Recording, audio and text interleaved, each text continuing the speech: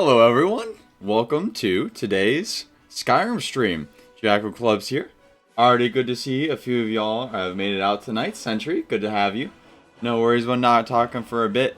Gonna be doing a full 3-hour stream tonight. Looking forward to that, so you have plenty of time to pop back in. I'm really excited to be hopping back into the land of Skyrim. Last time we were here was for our Christmas stream, so it's been a minute, and before that, it was Thanksgiving. There was that big chunk where I was out of town, so it's been... There was like one stream in there, I think, where we actually got back into like the actual story of Skyrim. But we're trying to pick that momentum back up as we head into the final clash with Alduin. At the, well, literal end of the age in the land of Tamriel. After that, we still have the Dragonborn DLC to wrap up with, but and the Civil War to take care of. Not to be forgotten there either. But that's kind of it for the main story, as we're getting probably only 2 to 3 more streams out of the main storyline. So it's interesting. It's bittersweet, but I'm looking forward to it. Got some fun things to talk about today. I am pushing through being very sick. My bowels are kind of fighting over whether or not my intestines are going to come out this end or the back end. But we're holding it together. Hello, good evening. It's great to have you back, man. Thanks for popping in. It's good to see you after yesterday. I was wondering if you're going to pop in today. I think you're going to enjoy it. This is one where I talk a lot more about like faith-related topics and stuff like that. So it's going to be a fun stream tonight. It's going to be a lot of fun. Heck yeah. Well, without further ado, I say we get into it as usual, or at least as the new usual. We're going to start with some reaction content, some memes y'all sent to me, and then we're going to go into Skyrim. So back into here, let that music fade out. Let's see what y'all have cooked up for me today. What did we say we were going to call this? I'll have to look back at last night's VOD, see what I was going to change the name to. But here we go. Welcome back to Instagram, everybody. Let's see what we got today. We'll start from the bottom, work our way. Oh my goodness. Already off to a fire start, everyone. Wow.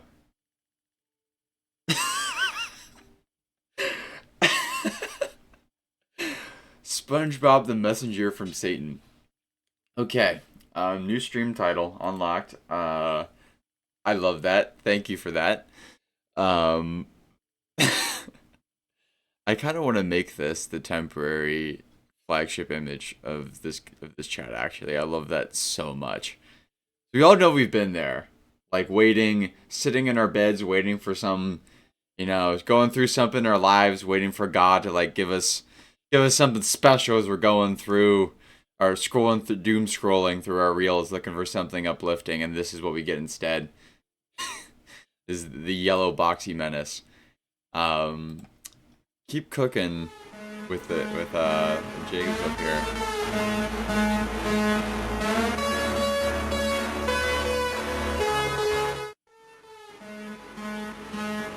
Talk about, things working out. When I was scrolling through trying to find a Skyrim reel to post in my story today. One of them was exactly about talking about how much they missed being unemployed and being able to just play Skyrim, and I could relate to that. Before I started doing streaming and after streaming, gaming does change. It's definitely a different experience when you're doing it to other people. I love it. I like it kind of better because I get to interact with everyone. But there's special sweetnesses having that alone time with yourself and the man upstairs. So. He's listening. He's listening, folks. I wonder what this was. Can we try to find the one that he was looking at when he sent this? Here we go. Alright, let's do this. Is that not what we all hear when we read Mandarin? Like, that's what it looks like. That's what Mandarin looks like to me. I love Markiplier.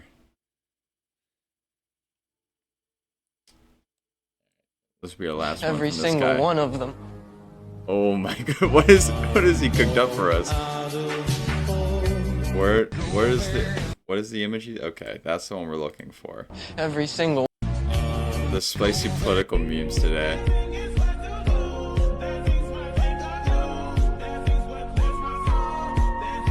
Why is this giving me Captain Sparkles vibes? Does anyone else watch this know what I'm talking? Like, I'm thinking to the Minecraft parodies when I see this, those dance moves.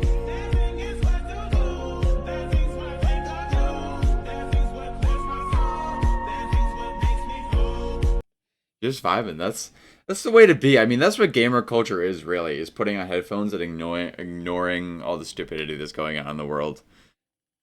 That's where we ended last night. Well, let's go back up and continue on with what Alex gave us. Where we ended the trilogy there. We continued on to these two. Alright, here we go. We get a few more of these, then we'll get into Skyrim. Said the king to the people everywhere. Listen to what I say. I'm scared. People everywhere. Listen to what I say. A ton of the time. Heresy detected. We're gonna move on from that. Here are some gaming websites. Let's hope this is a palate cleanser. For the first one, if you go to this website and pick a game from this giant list, I'm just going to go with Super Mario Odyssey. And I'm going to pick the Sand Kingdom level. And it'll let you fly anywhere you want on that level. So I can go over here. Wait, what is this over here? Just a random chair in the middle of nowhere. And for the next one, did you know if you go to this website, you'll be able to find the best deals for a game you want to play. I'm going to search for Elden Ring. I'm wondering if there's going to be a twist. All the places you can buy it from Alex. and the price. It looks like we got a this actually right stuff here. looks pretty For cool. The next one, did you know if you go to this website So far, so good. and type in Well, your Saudi Steam Jacker profile Clubs name isn't and on then hit there Get on, disappointed in your life. It'll tell you different things about your Steam account that you might not know about. So apparently mine's only worth $140. I don't have any bans, so that's good. And apparently I've played over 1,300 Definitely not hours. a Do you have scam. me beat there? Here are some gaming websites you need to know Okay. about. For the Yeah, first a one, little Saudi that Jack of Clubs was not included on that, but you know, we know that I'm here. I am a must-have gaming site. Station calling U.S. military aircraft. Please identify yourself. This is the Chinese Navy. This is the Chinese Navy. This is the Chinese Terror Sky. Please go away quickly in order to run judgment. I am a United States military aircraft conducting lawful military activities outside national airspace. I am operating with due regard as required under international law. Is this real? Station No, calling U.S. no, it's military not. aircraft. Please identify yourself. This is the Chinese Navy. This is the Chinese Navy. This is the Chinese Terror Sky. Okay. Please. Well, you know, sometimes translation isn't the best. This is another good one from last time. I think on that note, click your nipples, everyone. It's time for Skyrim. I've had worse transitions.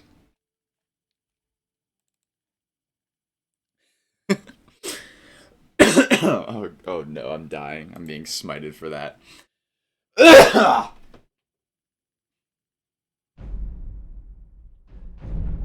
Yeah. We're finding out which side my intestines want to come. Throat has been chosen.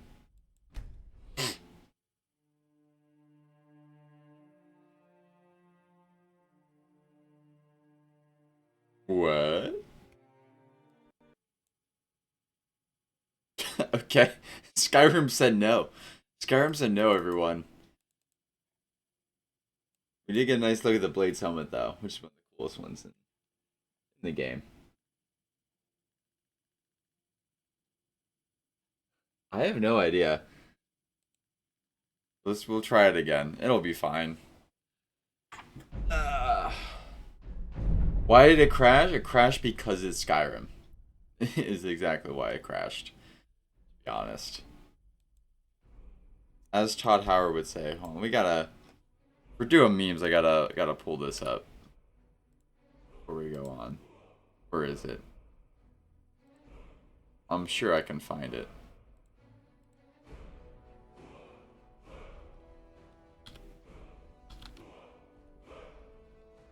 Let's see. The infamous Todd Howard clip. Okay, it's kind of here. So the compilations are all so long. Here we go, here we go. This is a good example.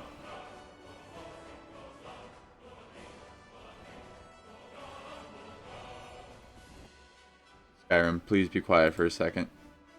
I'm gonna adjust the mixing and not forget to unmix it later.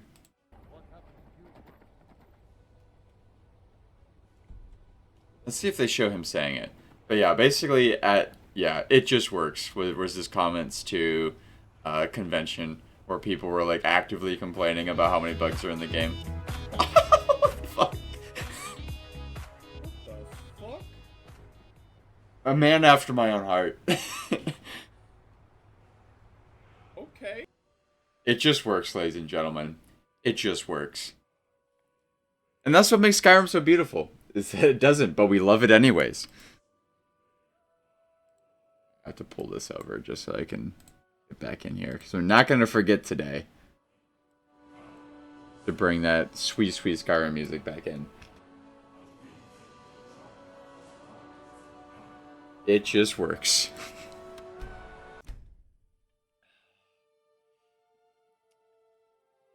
You know, when it comes to creating quality content, like, think of how many memes have come out of Skyrim because of that. You could argue that that is working. Skyrim would probably not be as big as it was if it worked better. She keeps telling Lars and me what to do. As big as it was. Words are hard. As big as it is. It's no fun getting pushed around all the time. Is it the reveal for Fallout 4? Okay. Was it really? And here's a question. I was asking myself earlier. I already, I'm too lazy to go back now. We've already started on our way. But the name of the priest who's yelling at you over in the Priest of Talos, with some appreciable, you can appreciate his zeal, but I forget his name. That is wild. Just those 10-year-old nuggets come back to you. It's those moments, man. It's those moments. Like, I still remember that guy's face, the priest. But I was thinking about today, like, with how many games I play, I'm starting to lose, like, my vast depth of lore knowledge that's been stored up here for years. Maybe it's just a sickness, though. I used to know his name. Fair. Yeah, exactly. I feel like he would, though. If he was in our world, he would know about the Latin Mass.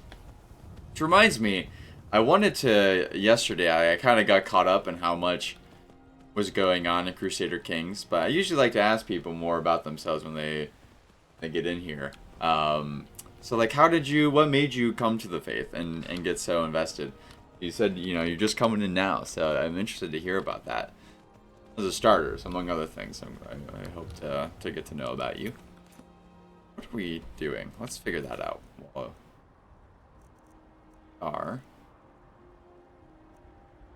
Oh. Talking to the Jarl. Right, okay. But there's something... I don't think we have to go back to Septimus. We already kind of finished that.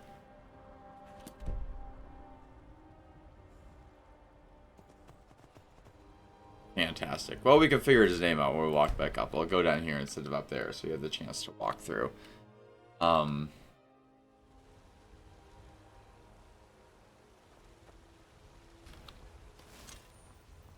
because but to catch anyone up on what's going on for anyone who's watching this on post, because we do post this to YouTube, theoretically, editing's been hard with all the things I've had going on, but now that I work with my mother. I'm starting, life's starting to calm back down, I'm gonna start editing videos again. Heimsker. Okay, no wonder I don't remember it, because that is does not roll right off the tongue. But yeah, so we not that long ago facing Alduin for the first time. I guess you could call it the third if you count the beginning of the game. At High Hrothgar. And we beat him. We whooped his butt and he fled into an ethereal realm called Sovngarde. Kind of the afterlife the Nords go to. The plane... I don't know if it'd be accurate to call it a plane of oblivion. But just the afterlife. The realm of Sjor. The god of man in the Elder Scrolls universe. He going there and he's devouring souls. So we're going after him to put him finally to rest there, to defeat him somewhere where he can't come back from, and to also prevent him from gobbling up souls, you know. So to that end, I am your Thane. I have half the might to bash your skull in, sir. The disrespect after all the time to save the city. Anywho, man, disrupted my train of thought. We are to find out how he got there, or basically to find out the way to get to him. We need to trap one of his minions, and the only place that really capable of doing that right now is Whiterun, because specifically Dragon's Reach, because it was built for that purpose, to capture a dragon and to hold a dragon. So we're gonna try and call one there and get him caught there. But to do that, we have to convince the Jarl to let us do it. So that's what we're on our way to do. Oh, Durbin, because he's in ad jail. Once he's out, we'll read what he said and pop back in with him. While he's in that, I'm gonna let my cat out of my room because he's begging right now. Oh, you're back. Sweet, tight. When you come back, I'm gonna read what you said. I got my kitty. Hands freedom. An absolute troll. Begs and begs to come in here. He sits here for like 5 minutes and is like, you know what? It's time. It's time for me to leave. Ah. The sole reason I'm an outdoor pet person. Not the sole reason, but you know what I mean. I jest. Alright, I'm gonna scroll up in OBS to see this. Hey PB, welcome to the stream. Great to have you. Thanks for popping in. Oh no, I'm so sorry to hear that, man. Not off to a good start, but often that's how the journey to God starts. As one of my drill instructors at Paris Island so eloquently put it, often the reason that men like him can't deny God, and so happens to so many people, that they reach rock bottom at some point and they realize there's only ending it or appealing to a higher power to crawl back up out of it. There's a point in one's life where everyone is brought to their knees. Fast forward to 2023, you guys reconciled. Okay, heck yeah! Praise be Jesus. Tried to God to make it go away. Fast forward to August 2024. I would also say that that's the Holy Spirit at work. God finds you in His own time. It's something I really realized with the person I'm sponsoring right now, and also the person I sponsored before that. Number on the top of Paris Island. Like, he was really in a place where he was looking for more. He had a lot of things on his heart he needed to get off his chest. He needed the grace of God, and he needed the depth of God. He needed to, he was at a point where he wanted to go further, but he didn't know where to. There's only so much that his faith could bring him, in his denomination. And he was looking for answers. He's looking for a way to get more emotionally out of his faith than he could, because there was a point where he needed to know. He needed more of God. He needed to know more about Him, to go deeper, to understand how to get past things like guilt. And we got locked in a room together for 2 months, or not 2 months, 2 weeks because of COVID. They put us in. We were in quarantine before going into Paris Island. They locked us in a room together for 2 weeks, and we just talked about it for 2 weeks straight. We talked about God. I got to introduce him to all sorts of different types of prayer and so on and so forth. So God just knew it was time, and He reached out to that heart when it was ready. The parable of sowing the seed. God's kind of always there, but sometimes it takes tough events in our life to kind of rake that soil and make it ready for for it to really take root. And so when it became time, God put it on your grandfather's heart. So that's beautiful, man. That's awesome. Is he the one who's sponsoring you? You know, you wish you know. And sometimes the story doesn't work. You know, sometimes we come to God through other means. Some people are blessed enough that they get in a more gentle way. But it's kind of just the divert. You know, we all like we talked about. Or maybe it was in the last episode. Maybe it was a different one. We talked about there's very different. It's a wide mountain, and so there's a billion different paths. So as you get more and more up to the top, it combines more and more and more into one path, where you get to the point of the church. But even then, there's still many lanes that one can go across, different ways God brings us there, even within the faith. And then we eventually get to the top of the mountain where it's just Him.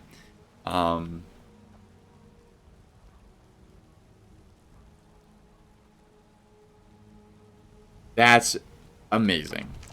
I know, like that's something we all kind of go through at some point, right? Is there? I don't think there's anything to judge in being brought to tears. We all cry sometimes, and sometimes it's happy tears. I think that, yeah, honestly, the world doesn't have enough happy tears. There's something we've forgotten in the modern age, just really how to get a depth out of joy. And that's awesome, man. It really is. I know we all go through various periods of darkness in our life, and so eventually that sunlight peeks through, and it's just the most powerful thing in the world.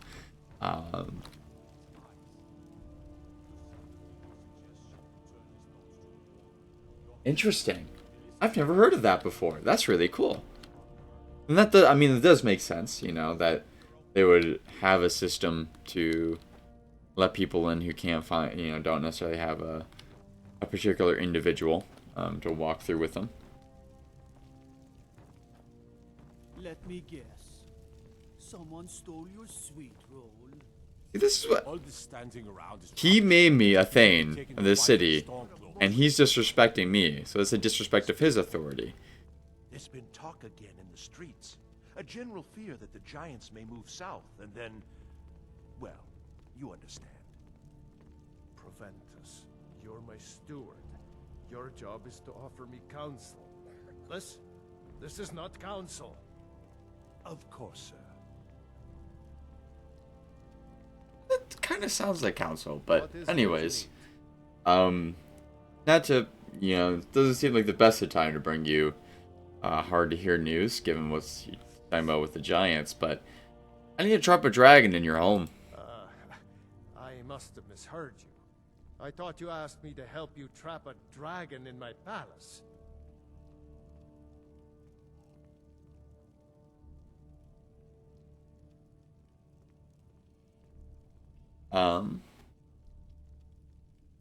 You heard right. It was the only way to stop the dragons. That very straightforward and straight to the point. You can't really deny that. And we can maybe try and get a personal appeal in here, but I don't know for that. I haven't done that much for the guy. I don't know if my persuasion is high enough to say that he knows me that well. But maybe let's try it. I'm sorry, but I can't do it. We'll just have to keep fighting the dragons as best we can.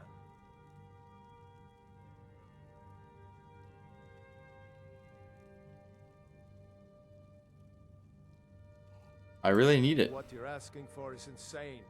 Impossible. You want me to let a dragon into the heart of my city with the threat of war on my doorstep? It's the only way. There must be another way. The risk is too great.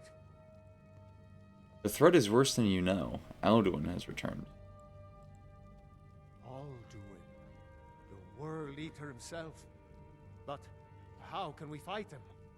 Doesn't his return mean it's the end times?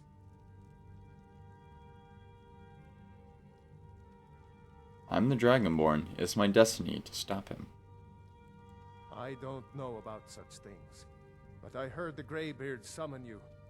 That's good enough for me. Comes Now to godly what's this matters, appeal to nonsense about prophecy. trapping a dragon in my palace? It's the only way to find him. I want to help you, Dragonborn, and I will. But I need your help first. A good man. Ulfric and General Tullius are both just waiting for me to make a wrong move. Do you think they will sit idle while the dragon is slaughtering my men and burning my city? No. I can't risk weakening the city while we are under the threat of enemy attack. I'm sorry. It's a reasonable request. Let's see if we can't do something about that. Then I would be glad to help you with your mad dragon trapping scheme, but getting both sides to agree to a truce will be difficult at this point. I love the good Jarl. Bitterness has gone too deep. Maybe. What of the Greybeards? They are respected by all Nords. High Hrothgar is neutral territory. If the Greybeards were willing to host a peace council, then maybe Ulfric and Tullius would have to listen. The obvious choice. Leave that to me. I'll talk to Arngeir. Aye, Dragonborn. Maybe you can stop the dragons and this war into the bargain.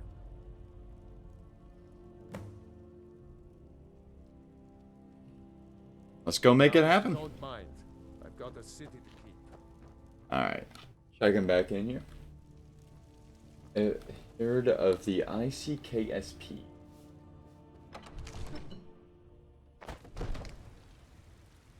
Got it. I've almost certainly heard of them in passing, because I've heard of the exact, I've heard of, if you just take the name out, I've heard that exact thing. A priestly order who has special permission from the Holy See to perform the Mass in that form, in the traditional Latin Mass. So I've heard of them, I never heard their full name. What does the ICKSP stand for? I may have heard it, but if I, it's kind of would have been an in passing thing. I'm talking about a wonderful thing. The Latin Mass is really, it's making massive waves nowadays. When you think of, you see it time and time again, no matter where you look, and what people are citing is what the reasons for coming to the faith are. If you look at the statistics coming out of the seminaries of what type of people are coming in, it's all like 99% people who are at least of a more conservative disposition when it comes to the faith, and just generally. Okay, yes. Fraternity of St. Peter and the Society of St. Pius X. The Society of St. Pius X, particularly. Maybe the Fraternity of St. Peter? Okay. I see. I read your earlier thing too quickly. That makes sense. You already said it. The Institute of Christ the King, Sovereign Priest. What do you think? Should we fast travel, or should we, just for a little bit of fun action, let's hike at least a part of the way back up to High.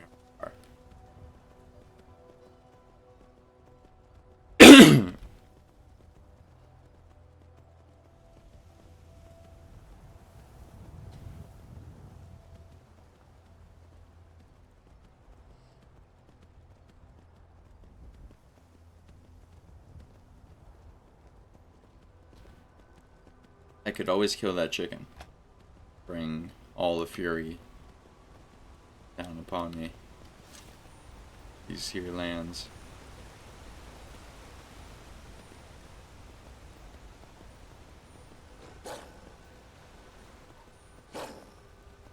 I've actually, weirdly enough, after all these years, like, I've been a Catholic all my life. I've been, like, at least more on the trad-cath side than the other side. I try to stay as much in the middle of such things as I can. Kind of my whole life philosophy, but more so on that side. I'm more sympathetic to it than my entire life, basically. And sometimes it's just a right or wrong. You can't play the middle in everything, but somehow I've never been to a high Latin Mass. I've been to a low Latin Mass plenty of times. And there's some elements that I think we do are better than what's in the current Novus Ordo, and some elements where I do actually feel like the Novus Ordo may have improved at least a little bit. It's kind of hard, and goes, it's a piece by piece matter.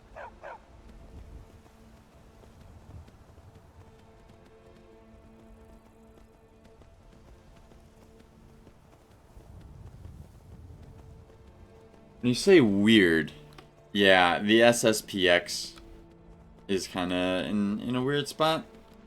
But I think you're right. I think they are still in communion with the Holy See. They're considered valid.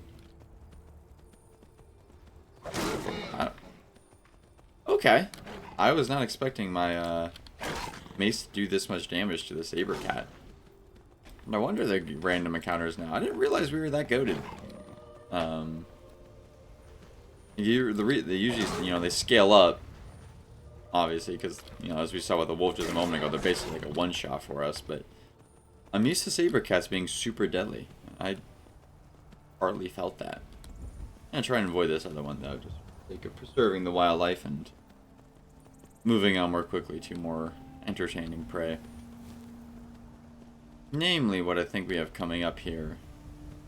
Just a moment with this tower, which we've cleared before, but if I recall correctly, bandits re-inhabited after a time. Yeah, they're not seeds.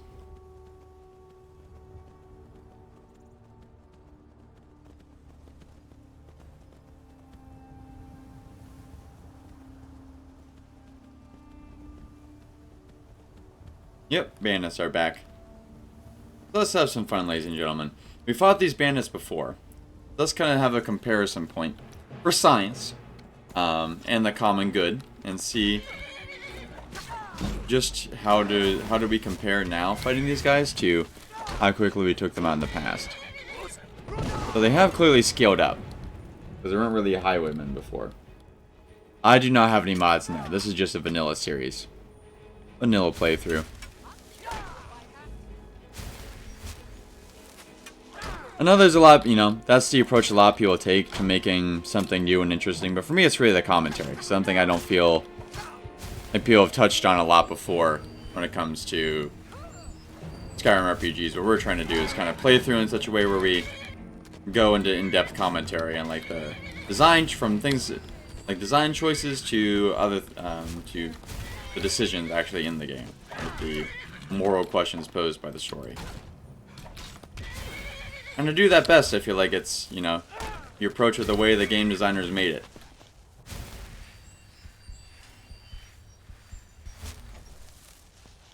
Thank you. I've been really enjoying it too. And hopefully hopefully other people are. It's been, oh man, I meant to pick that. What is that, the dodge and weave? Been going pretty well on YouTube too. Going well here, but it's kind of now with the GTA has kind of taken over a little bit because of just how clippable that game is, the kind of antics you can get into. But for the most part, Skyrim usually is like the stream that brings the most new viewers in. It's also good practice, right? To have the chance to kind of bring God into a different part of my life. And oh my goodness! Okay. That's the other fun part of it, is just you interject into Go fiddling with any locks around a lot more highbrow stuff. You're sitting there talking about something really deep, and then something just stupid and random happens.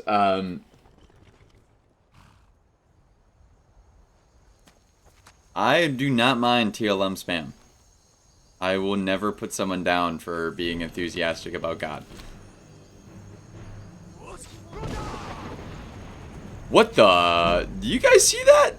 What happened to that man? Ladies and gentlemen, it just works. Okay. Skyrim, I feel you. Let's see what we can't do to this guy. It's clearly our, what was I thinking? Our mace was not the best way to approach this person earlier. I should have tried to find somewhere where I could have shouted them off. Because this highwayman is going to be frustratingly difficult. Why are they running away?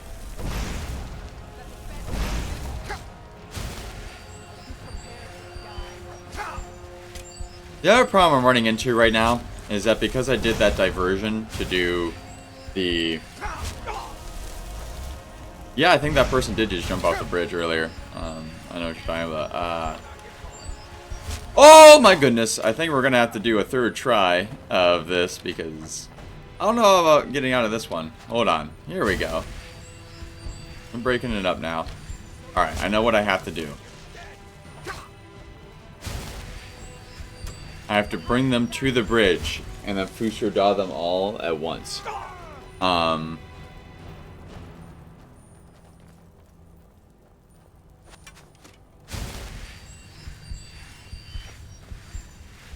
Dodge and weave. Ow.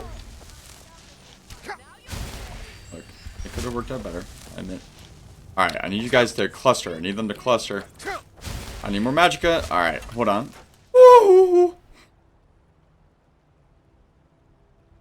I know, they're just plucking away. Alright, I'm gonna... be healing in both hands. So I can stay alive while these guys... There we go! I got 3 of them in one. And now this person right here is as good as dead.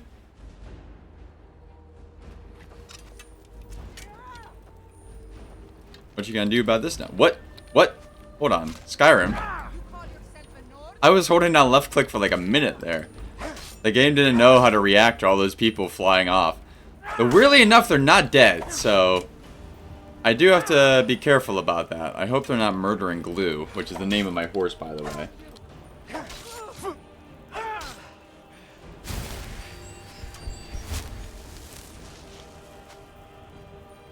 Yeah, they're all down there. Okay, 2 can play at this game.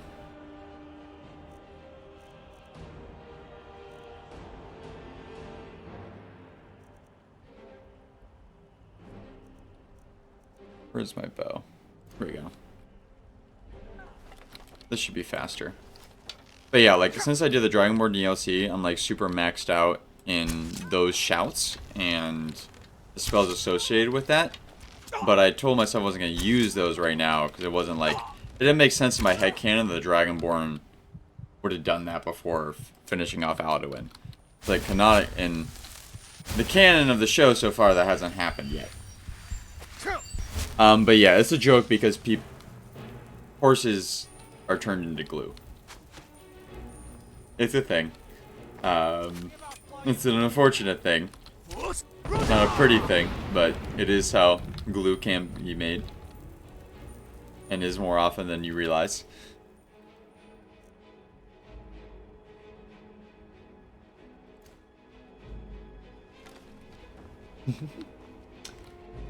Oh yeah, there's certain things that I feel like go kind of better in the Norvis Ordo, but things in the Lab Mass, especially, above all, communion on the tongue, on the knees specific, even more specifically as well. Like it's just when you're dealing with there are things where there can be variety. There's things where it's all, you know, okay to have a version of something that's more casual. But the one thing that like you don't have a budget version of is the source and summit of eternity. Like is literally the highest point in the world.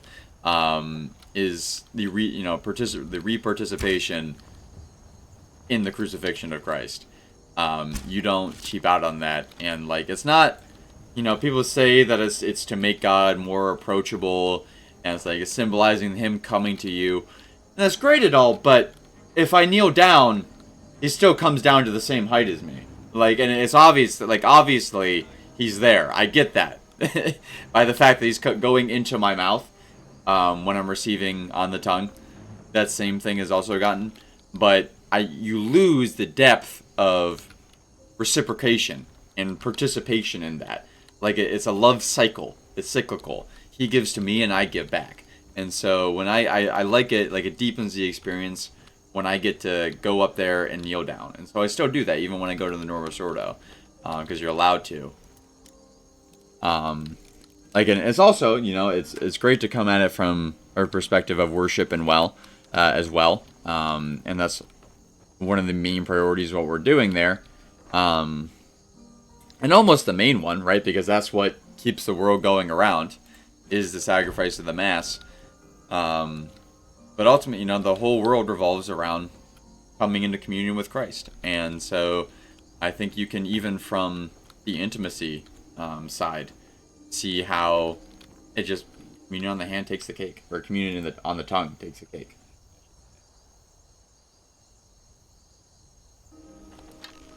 There's that too, the crumb thing. There's also the very real threat of scandal, people taking it out. It does happen.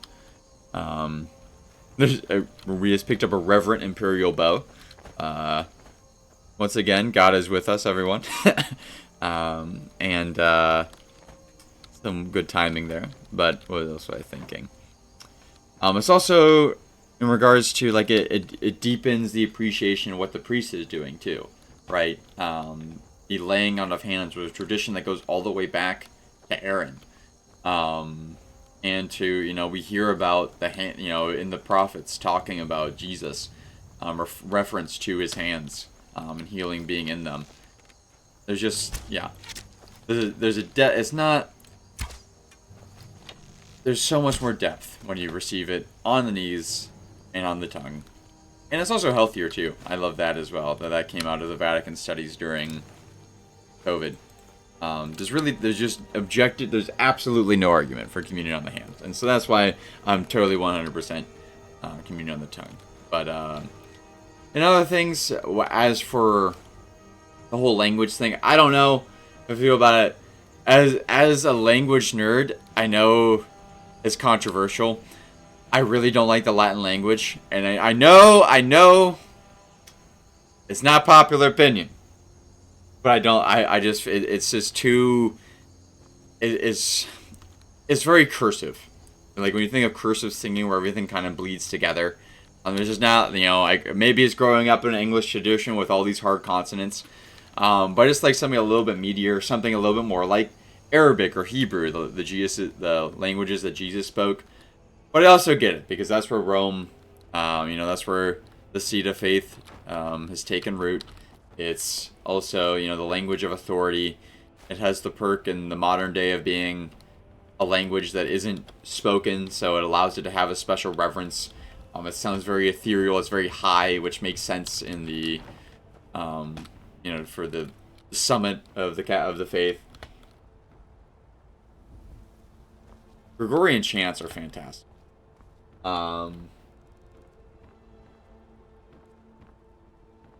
Yeah, getting rid of the communion rails was just a mistake. And it's not, if they kept the communion rails too, it'd be so much more efficient, and we wouldn't need as many Eucharistic ministers either.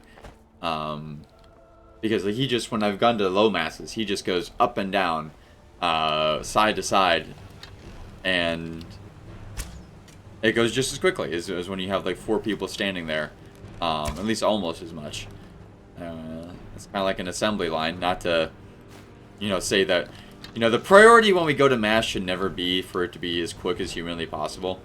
I think that's especially a toxic mentality on Sunday, where it's like, oh, we're celebrating the Lord's hours. No, it's the Lord's day, and it's very, very purposefully chosen as a day, not, He says this as he's running away from me.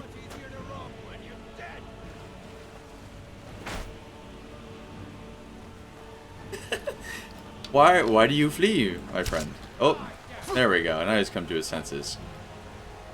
And he will pay for that. He was smart to run away. Come on.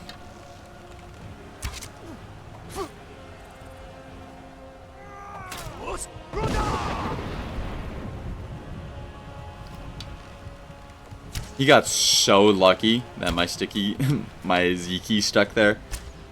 Oh! Blue's gonna lay him out.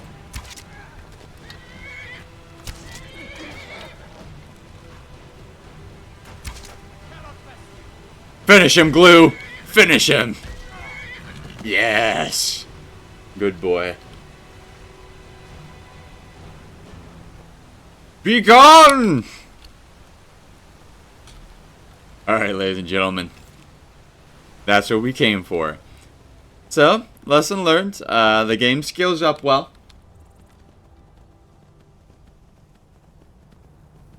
Right, it does, absolutely does.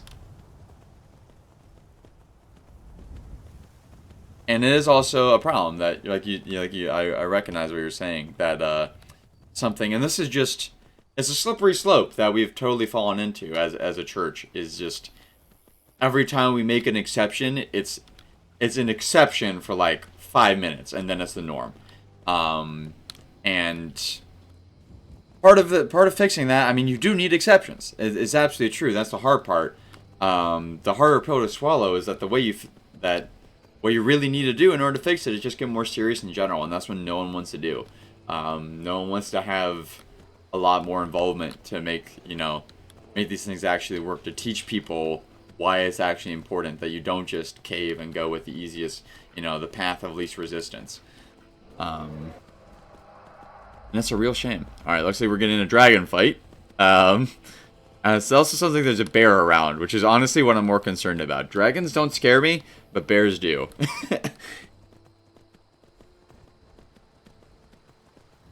Amen, brother. Amen.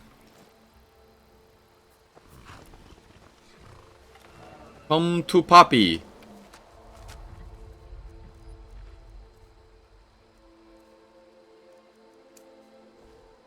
Come on.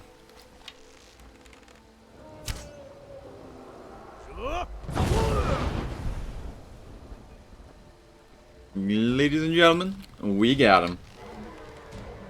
Definitely shouldn't have if you see I did not lead that anywhere near well enough, but it worked out. But I do like another thing about the Latin Mass. Jeez, no, I can't stop talking about it. Is that it's the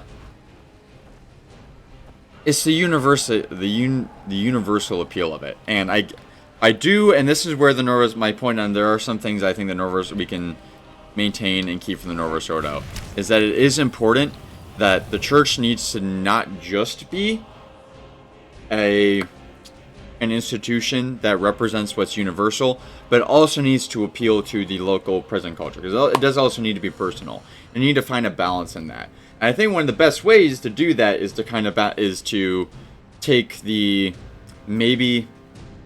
You either do it through mixing and matching, in the different parts of the Mass, or you make the liturgy of the Word more dedicated to, more about the local culture and customs, and have the songs spoken in the native language versus the other parts. But there are things that the Norse Sword does really well in that regard, like the Alleluia, the Sanctus, are all still in that language, but then you go into the other parts of the Mass, and they are in the native tongue, and I think that's fine.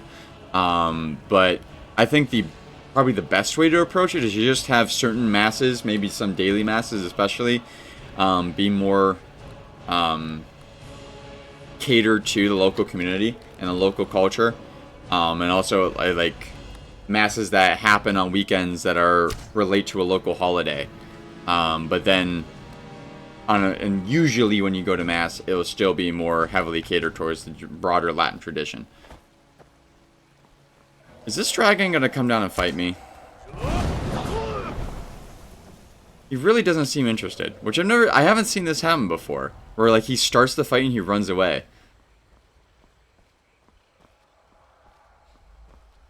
Well, it makes sense. Dragons are afraid of Jesus.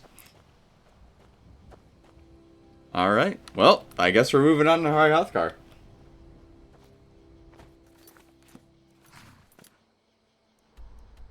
So do I have all the answers? I don't know, but I think it's something that can continually be improved upon.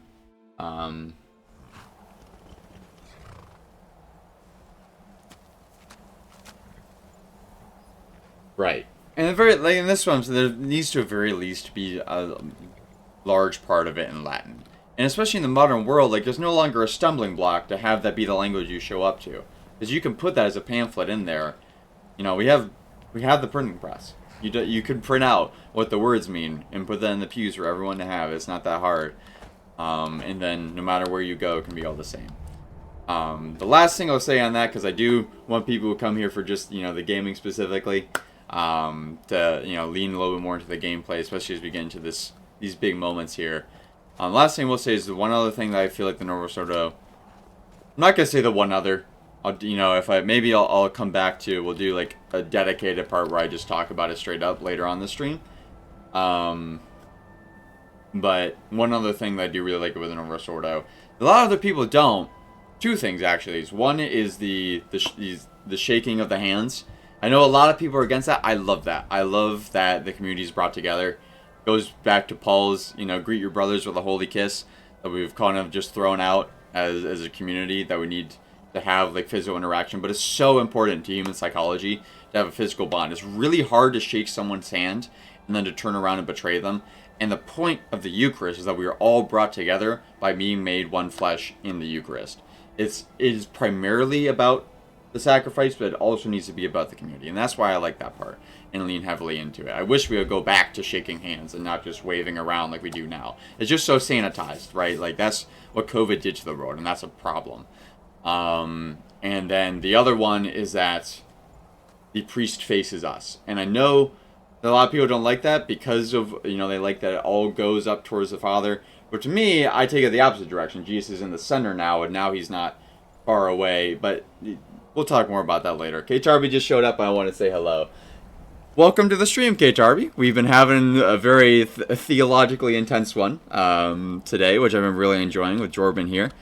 But also having a blast. We just literally blasting bandits off of bridges so far today, and we're about to work on convincing some hermits to help us stop a civil war so we can trap a dragon, which is a pretty intense lore if you ask me. Hey, nothing to worry about. Glad to have you here at all. Thanks for being here. Always great to see a familiar face. Interesting. That's only at the altar. Okay.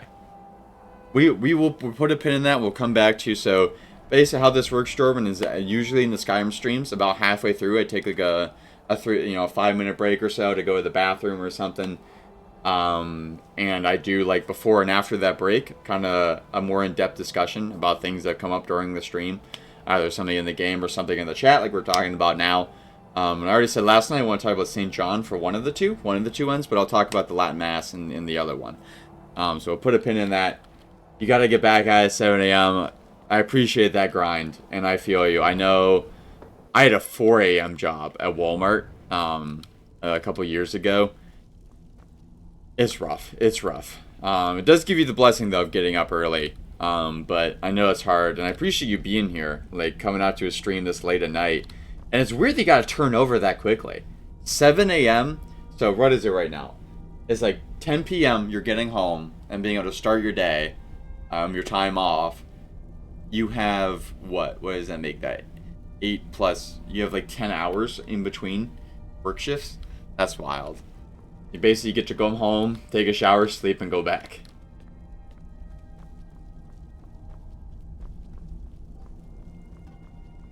Walmart is better than Target. Don't you, my Walmart. Walmart's a part of my religion.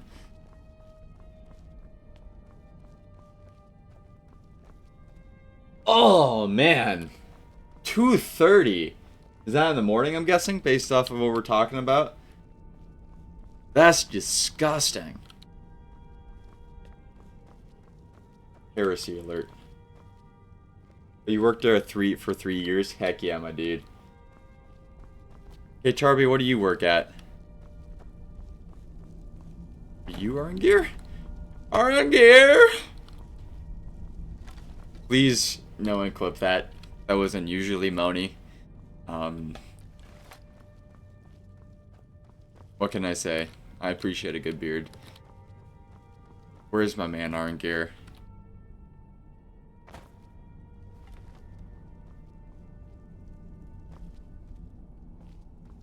Ah, I see. That's good. It was not a good time century. I'm sorry. I had a mixed time at Walmart. And I people, we as a society, we complain nowadays, especially about employers, which I think is just like, I get it, but on the other end, they make the world go round, and there's so much that they have to deal with that we don't think about, and business sounds all hard and savage and stuff until you realize that those things are what allows us to have jobs. And so I try not to judge too hastily when it comes to employers. But there are definitely shady stuff they do. I know when I signed up to work, my contract said max of 24 hours a week because it was supposed to be a part-time job. I had other jobs. I was working like 5 jobs at the time, including Walmart. And they scheduled me for 40 hours a week. So stuff like that does happen. I have a friend who ended up having to sue Walmart.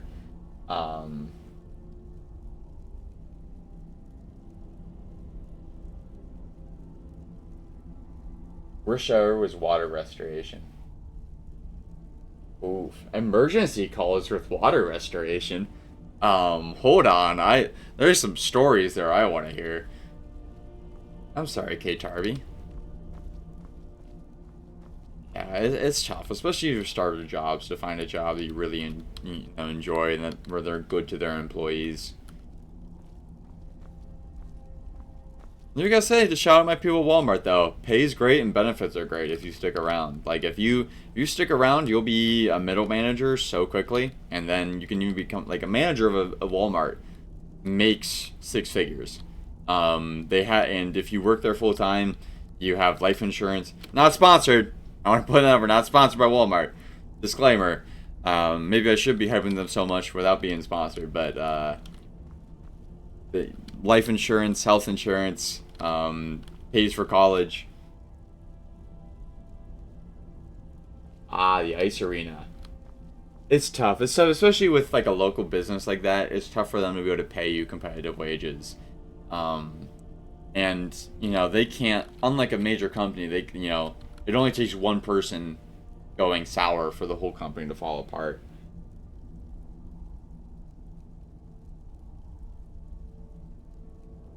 Ugh. 40 hours straight of water damage. Just all of that mold. Icky, icky. Alright. Iron Gear. The life of a hermit sounds a lot more appealing right now. To be honest, it's always appealing. We need your help, though. We need to kind of disrupt the solitude. Baldwin? We heard the Dragonren shout from here. You defeated him? Yes, but he did escape in this avant-garde. I need to find the way there. I feared as much. I thought it was him we saw flying east after your battle. Yeah, and so Parthenax says we need to capture a dragon, and I need your help with that. We are not warriors. What is overlooked in the Dragonborn is not permitted to any other followers of the Way of the Voice. Like me throwing people off of cliffs. I'll take care of capturing the dragon, though. What I need is for you to do what you specialize in, bringing peace to the world. You misunderstand our authority. The Greybeards have never involved themselves in political affairs. I know, sometimes you have to cash in on that fact that you're the only unbiased voice anyone will listen to. I appreciate, you wanting to cultivate that, but we kind of need you right now. The world's depending on it, and Jarl Borgoff won't help me if the war's raging on. I see. The dragon will lead you to Alduin, but without the Jarl's help. Both sides respect you. They'll listen. Parthenax has made the decision to help you. This is the road we have to walk. Even the bless you. Greybeards must bend to the winds of change, it seems. So be it. Tell Ulfric and General Tullius that the Greybeards wish to speak to them. We will see if they still remember us. Thank you, dear friend. I'll be back soon. Sky, guard you. And you? Alright, we are off. Heading to...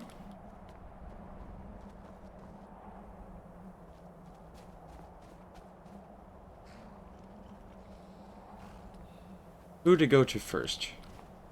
We're technically closer to Whiterun, or to Windhelm. So we'll probably start there. Hopefully you guys stick around without falling asleep. Talking about, yeah, cities have been doing a really bad job since like the mid 1900s of keeping up with renovations.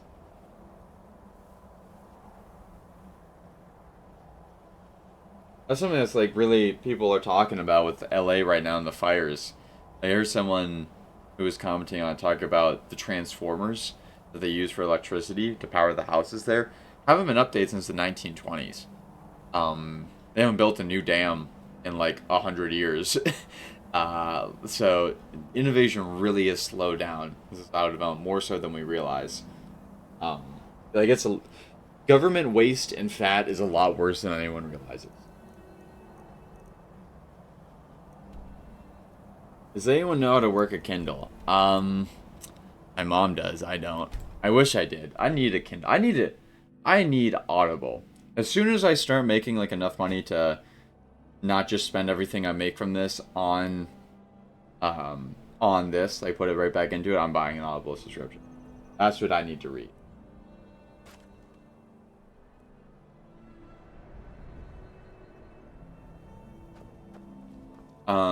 I know that you have to take the cover off and it'll power up. There's the buttons on the bottom that I honestly don't know. I've hardly used a Kindle. I wish I could help you.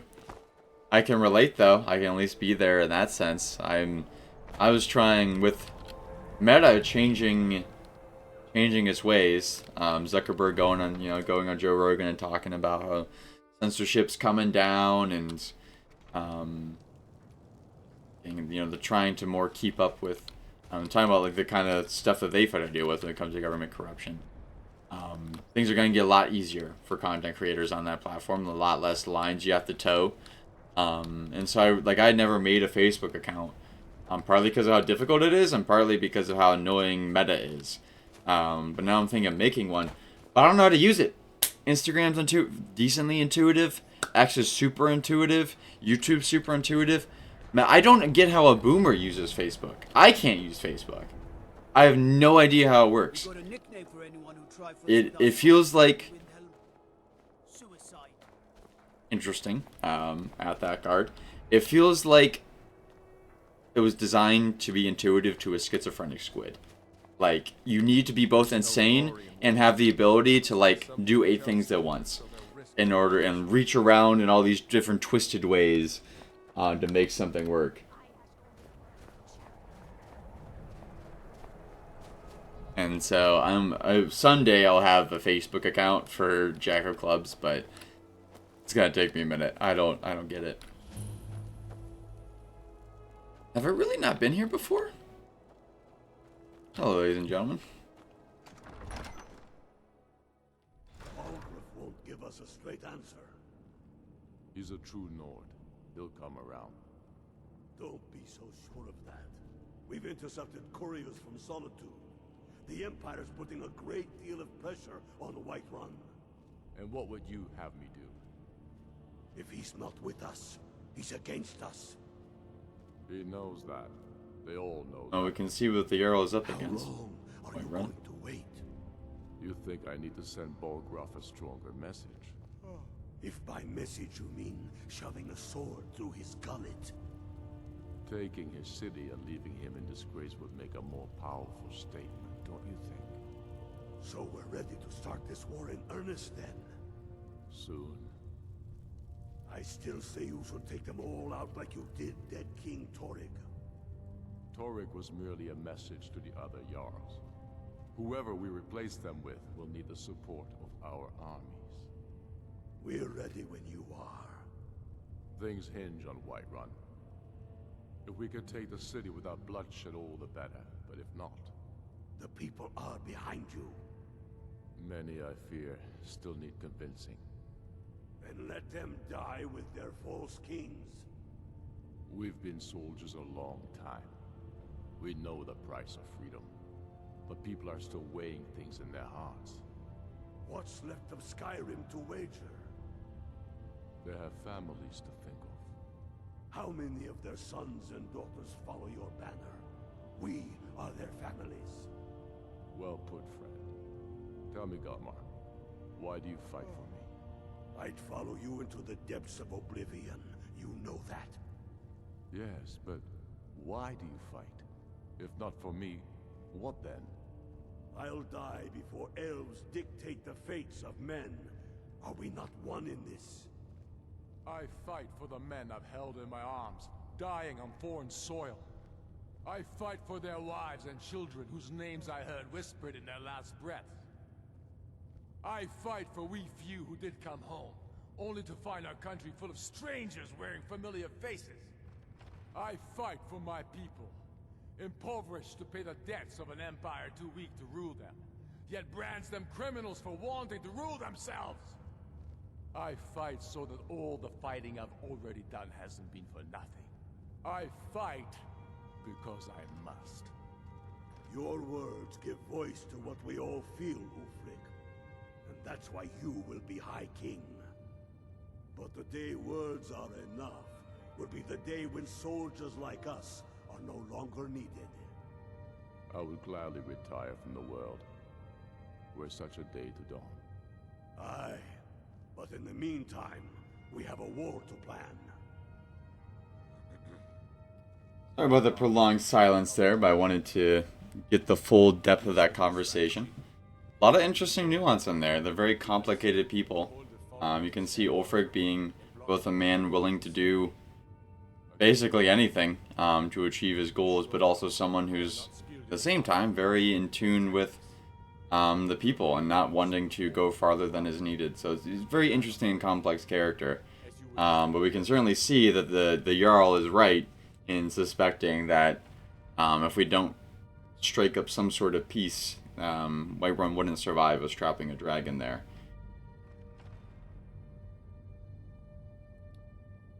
Alright, let's see. Ah, Jorb, you're going. Well, thanks for coming out, man. Yeah, we'll pick it up next time you're here. God be with you. And glory to God in all things. Amen.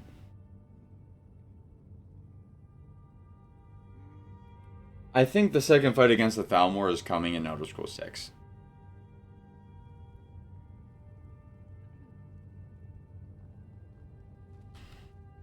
What was I think?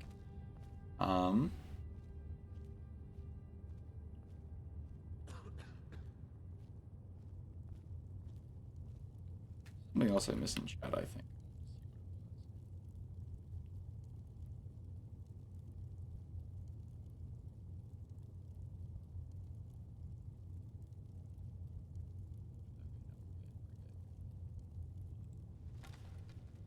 Yeah, I think they will.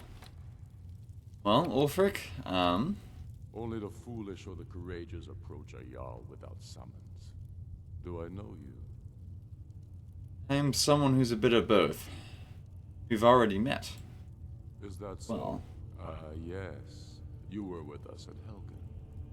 Destined for the chopping block, if I'm not mistaken.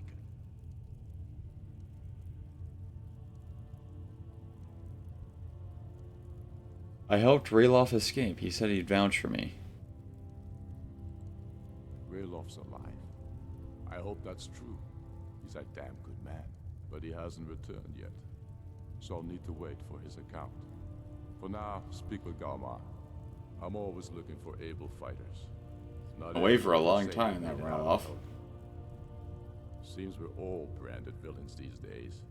So long as your criminal past stays in the past, and you fight for me with honor and integrity, we'll welcome you into our ranks.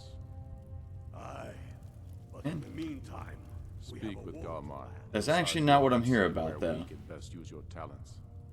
I have a message from the Greybeards. It's about time they turned their gaze from the heavens back to our bleeding homeland. What do they want? They want to negotiate a truce until the dragon menace is dealt with. I have the greatest respect for the Greybeards, of course, and the dragon attacks are a growing plague.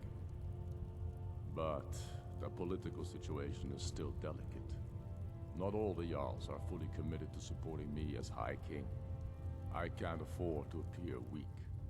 I can't agree to this unless Tullius himself will be there. I will speak to him. But if he's not there, politics be damned, Alduin has returned. I kinda need you there either way. Alduin, the world eater of song and legend. If that's true, well, it changes the situation, doesn't it? Even Tullius may be forced to talk sense in the face of such a threat. So you'll come to the Peace Council? Yes, I'll give Tullius one more chance to quit Skyrim with his tail between his legs. I don't know how you convinced Ulfric to talk to the Empire. Worse than a waste of time, if you ask me. Thankfully, I didn't. Stormcloaks are finding Get out of here. across the land. The ale is... the ale. The air is stale. Close to having a cool line. Goes out to Clan Shotty Shield. Kin murdered, family warhammer stolen. There's no fairness in all that.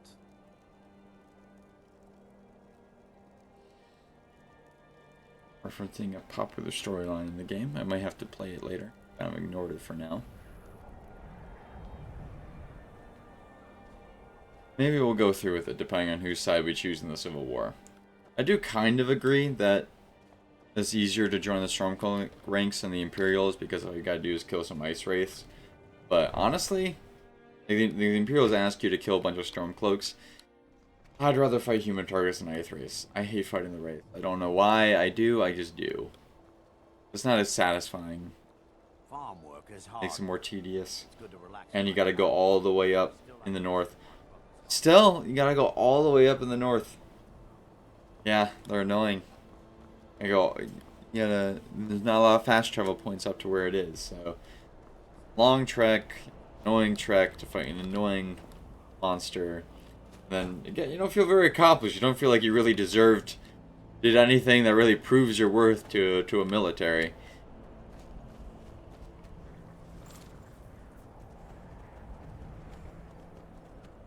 Yeah, I usually almost always play a balanced build though, so my fireballs are never good enough to just like totally melt them.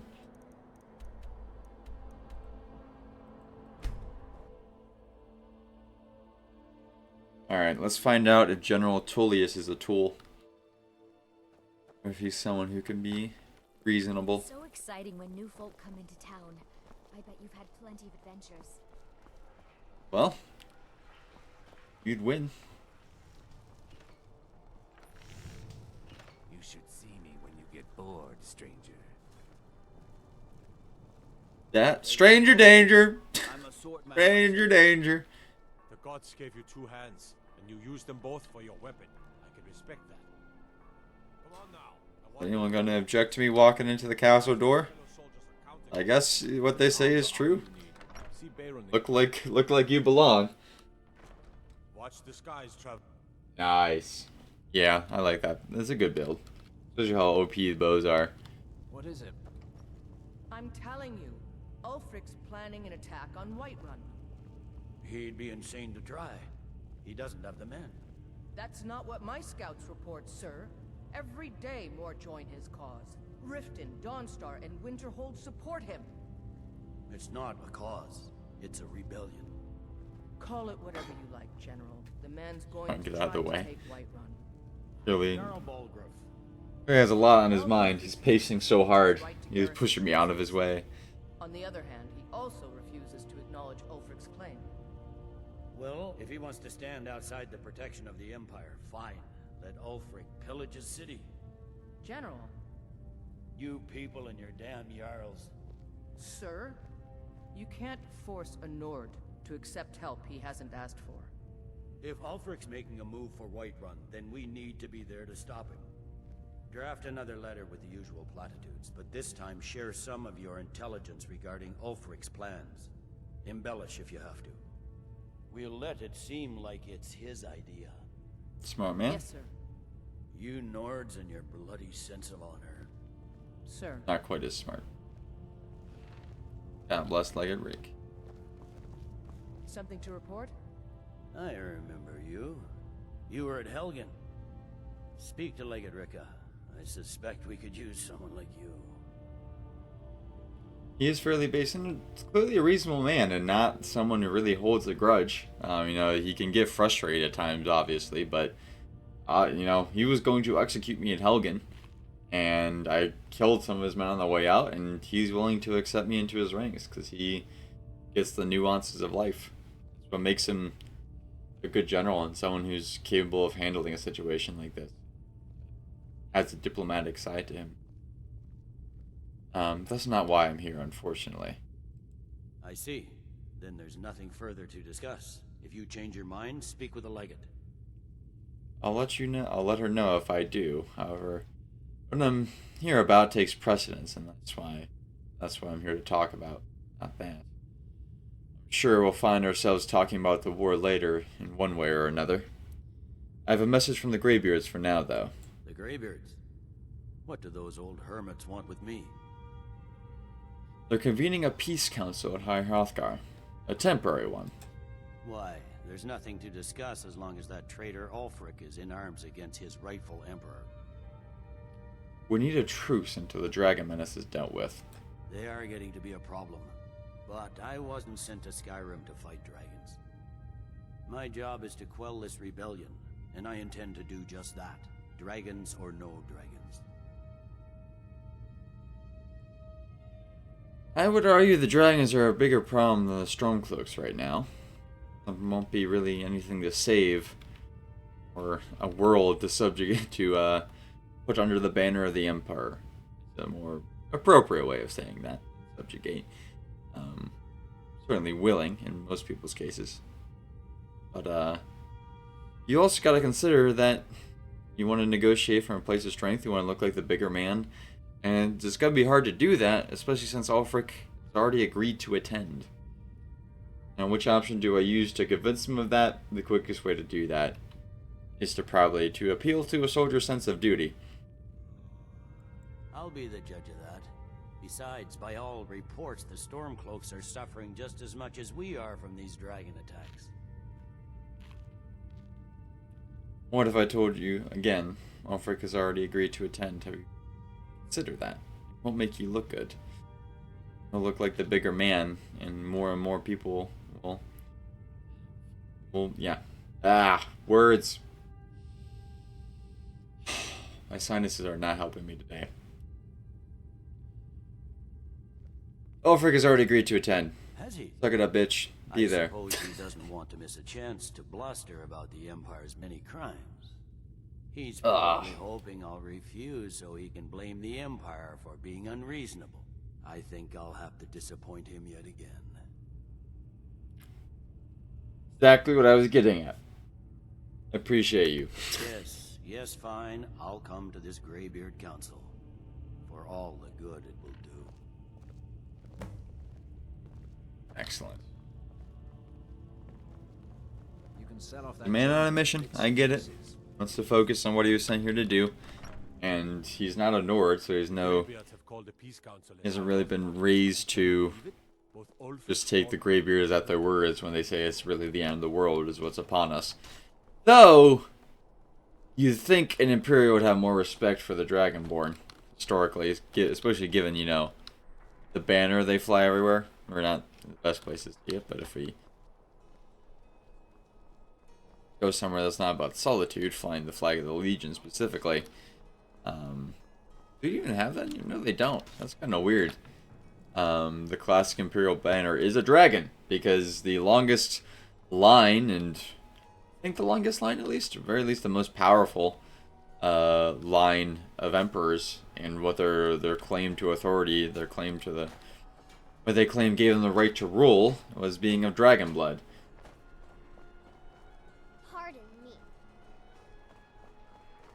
Going back to what you were talking about earlier, Sentry, yeah, I get being scared by the Oblivion Gates. Oblivion was such a fantastic game. I probably will end up playing it someday. I've just watched a lot of it. I watched a bunch of speedruns, so I know at least what we're talking about when we talk about Oblivion.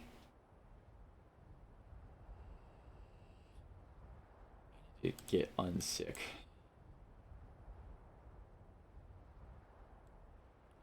Go bearing with me. I'm trying to see here right now.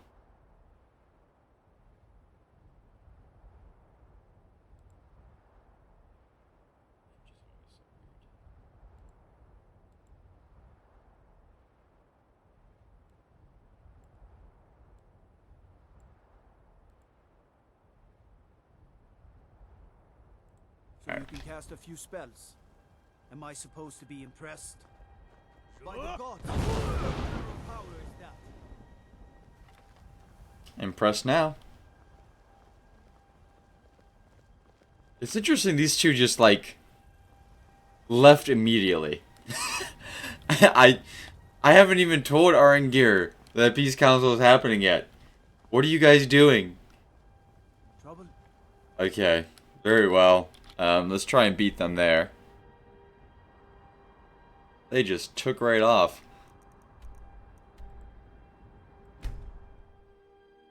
And say what you will about the Empire, they mean business.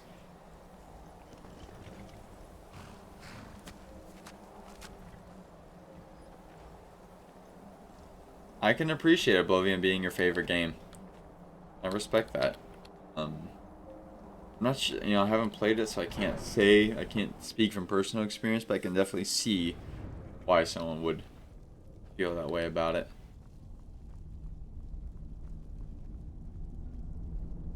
Well, Barangir, oh. Hello there. So, Arngir, is it? You know why we're here. Are you going to let us in or not? You are not invited here. You're not welcome here. We have as much right to be at this council as all of you. More, actually, since we were the ones that put the Dragonborn A bit presumptuous. Were you? Hubris of the Blades truly knows no bounds. Delphine, we're not here to rehearse old grudges. The matter at hand is... The reason people don't like Delphine. Must be stopped. You wouldn't have called this council if you didn't agree. We know a great deal about the situation and the threat that Aldrin poses to us all. You need Esbern, there's a good man. this council to succeed.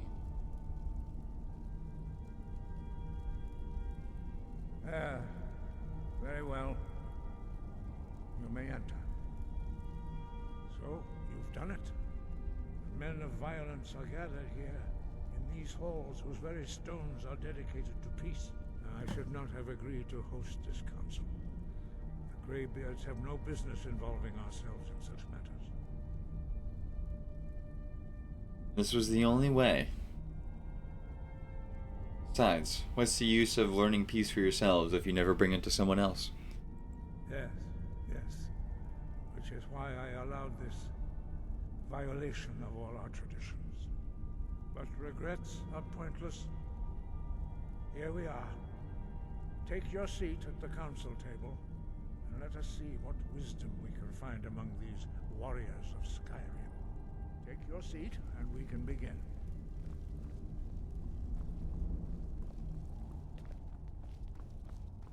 Not be easy, but it can be done.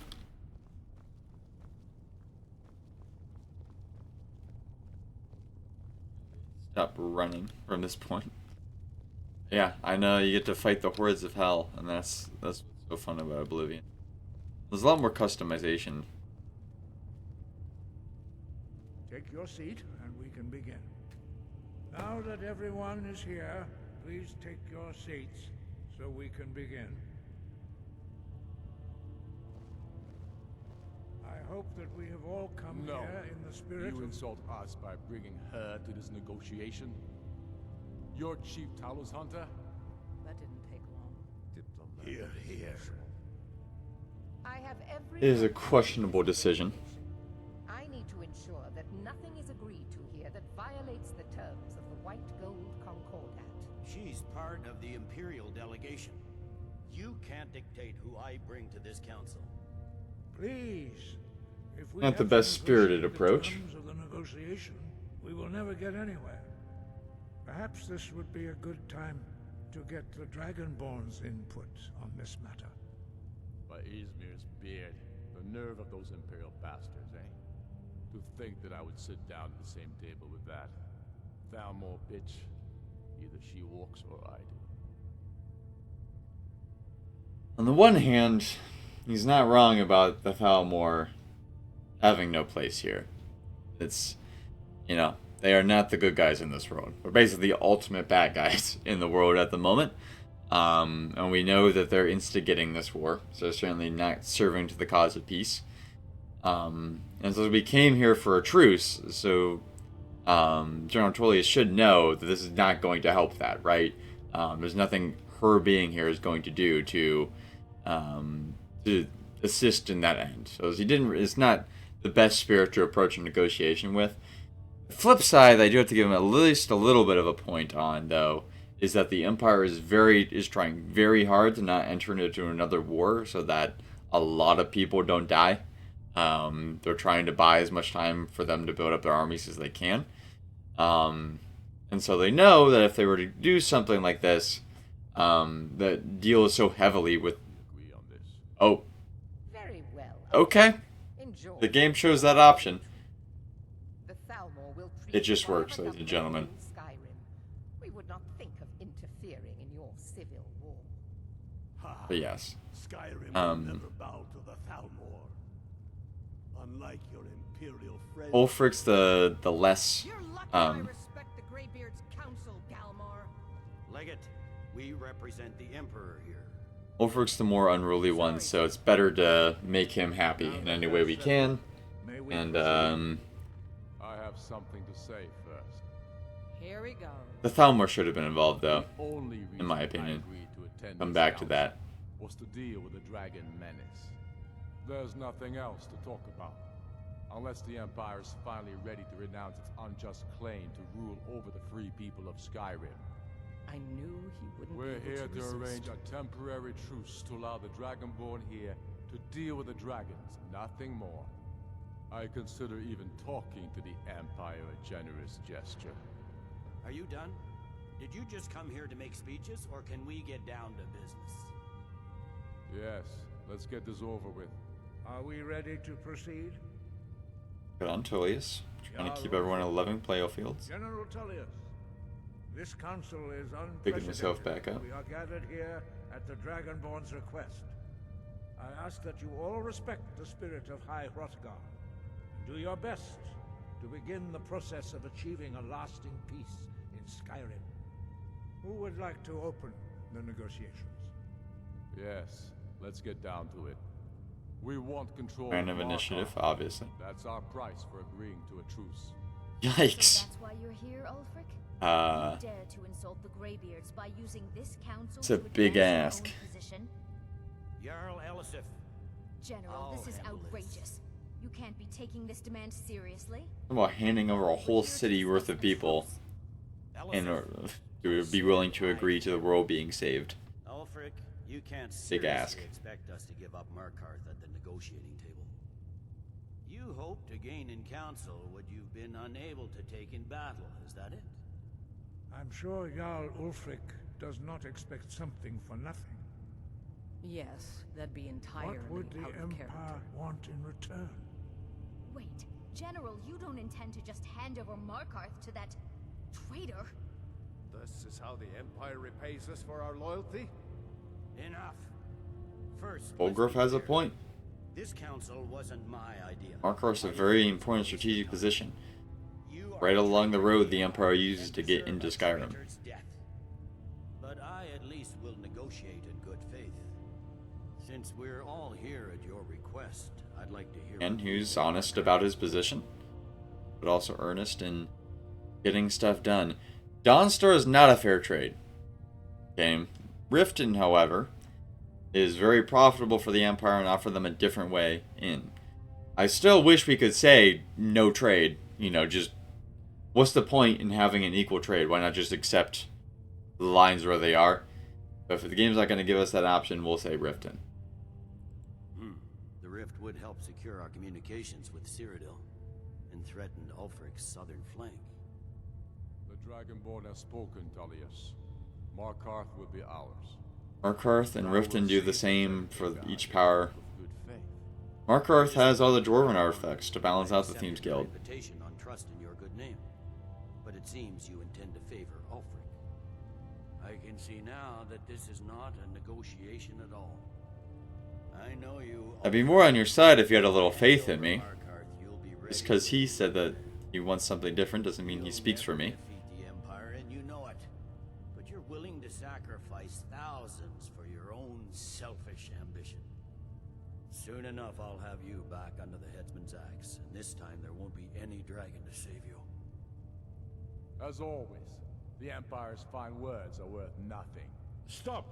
Are you so blind to our danger that you can't see past your petty disagreements? Here you sit arguing about nothing, while the fate of the land hangs in the balance. Is he with you, Delphine? If so, I advise you to tell him to watch his tongue. He is with me. And I advise you both to listen to what he has to say before you do anything rash. Don't you understand the danger? Don't you understand what the return of the dragons means? Alduin has returned, the World Eater. Even now he devours the souls of your fallen comrades. He grows more powerful with every soldier slain in your pointless war. Can you not put aside your hatred for even one moment in the face of this mortal danger? I don't know about the end of the world, but this dragon situation has gotten out of hand. If this truce will help the Dragonborn here put an end to that menace, we both gain. Remember that, Ulfric. Now, back to the matter at hand. You know as well as I do that we can't hand over Markarth on these terms. Damn Imperial arrogance. Out with it, then. We want compensation for the massacre at Karthwasten.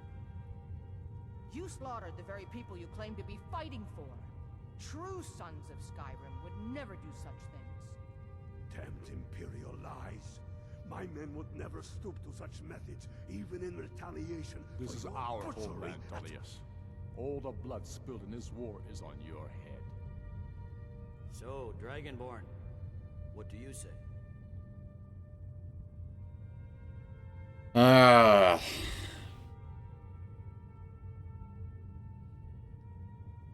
In war, you figure that kind of stuff out after. I haven't been to Karthwasten. There hasn't been a trial. There's been no Nuremberg. It sounds like, based on what the other guy's been saying, that they're that the Empire has been accused of equally unjust things. I don't see any reason why this has to be the way things are right now. A city for a city, and basically, puts each side in the same position, with how close it is to their center of power and having a way in.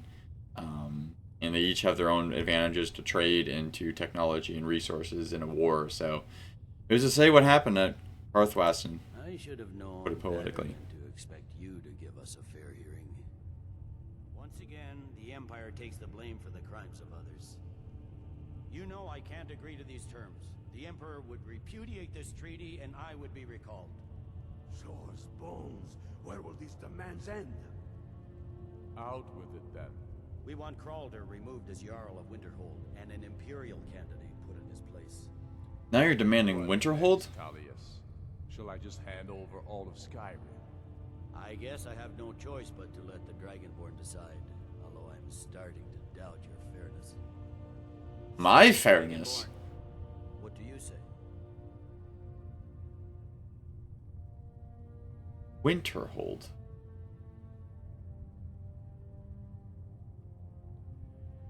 Ulfric need to give up more territory. Markarth is littered with terrorists. Literal terrorists. The Reachmen.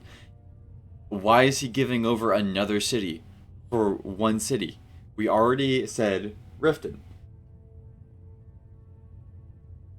But it's not just his position, though.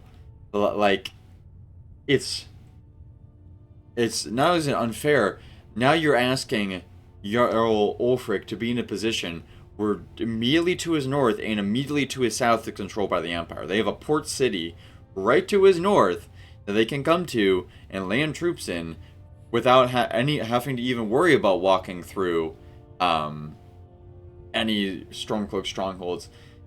Not to mention they already don't have to, because they would have Riften. And it's just between Riften is right straight shot up to Windhelm. No. Having them defend from both sides, unless you're willing to give them a port right above Stronghold or Solitude, absolutely not. I'm not being unfair in this. I was mostly on your side at the beginning here, but if you don't want to see it that way, I can't betray what is fair. As I expected, you favor your friends. Far from my friend. A mug of sheep's piss and call it Colovian brandy. These terms are still not acceptable. You see what talking to them gets us? Out with it then. Never mind. I can see that these are the best terms we'll get from this council. So be it. The Empire at least puts the greater good above our own interests. It seems we may have an agreement. Jarl Ulfric, General Tullius, these are the terms currently on the table. Markarth will be handed over to Ulfric's forces, Jarl Igmund will step down, and Thungvor Silverblood will become the Jarl of Markarth. The Stormcloaks will withdraw from the rift, allowing Imperial troops unhindered access. Jarl Leila Lawgiver will step down, and Maven Blackbriar will become the Jarl of Riften. You both agree to this? The Sons of Skyrim will live up to their agreements, as long as the Imperials hold to theirs. What about you, Elisif? Are these terms to your liking? Speak up! I'm sure General Tullius is waiting to do your bidding. I have nothing to say to that murderer. General, you've proven yourself a good friend to Skyrim. I continue to trust that you will do your utmost to safeguard our interests. Thank you, Jarl Elisif. I appreciate your loyalty. These terms blatantly favor the rebels. Everyone here knows that. Nope. No, we don't. But the Empire will accept them until the Dragon Menace is dealt with. Saying that in my head. After that, Alfred, Out loud. there will be a reckoning. Obviously. Count on it. Come on, Galmar. We have a lot of work to do. Giving up Markarth is a heavy price for this truce, Dragonborn. I hope it was worth it. Jarl Balgruuf, I assume you are familiar with the Dragonborn's plan? Yes, I'm ready to do my part. Just say the word, and my men will help you spring this trap. But the difficulty remains how to lure a dragon to Dragon's Reach at all. Well, that's an excellent question. You haven't overlooked that little detail, have you? Ah, I believe I can be of help here. I anticipated the problem. While you were arranging this meeting, I was busy in the library of Skyhaven Temple, an unguessed trove of lost lore. But the important thing is that the Blades recorded many of the names, cross-referencing this with Delphine's map of dragon burial sites. I believe I've identified one of the dragons that Alduin has raised up. How does that help us? Don't you see? The names of dragons are always 3 words of power, shouts. By calling the dragon with a voice, he will hear you wherever he might be. Why would he do that necessarily? He's not compelled to, but dragons are prideful by nature and loath to refuse a challenge. Your voice in particular is likely to intrigue this dragon after your victory over Alduin. I think it's very likely that he will be unable to resist investigating your call. I would agree. So what is his name? Ah, indeed. I'm no master of the voice, like these worthy gentlemen, but it is written here in the scroll. Gotta love Esbern. Odavin, winged snow hunter, as I read it. I hope this truce gives you what you need. It won't last. There's one more thing. We know about You really want to have this conversation now? Yeah, he's a dragon. But he helped. That's fine. We needed his help. Now we don't. And it's long past time for him to pay for his crimes. And he's not just any dragon. He was the right hand of Alduin. He committed atrocities so infamous they are still remembered thousands of years later. He needs to die. He deserves to die. And it falls to you to kill him. Until he's dead. Well, I'm sorry, but we would dishonor our oaths as blades if we continue to help you. Well, while I am, as much as anyone, or I am very much an appreciator of the fact that justice never goes away, He's certainly done quite the penance. Sitting on top of the mountain, he's repented for his crimes. He's helped the Greybeards. He's helped us fight Alduin. He's risked his own life to that end.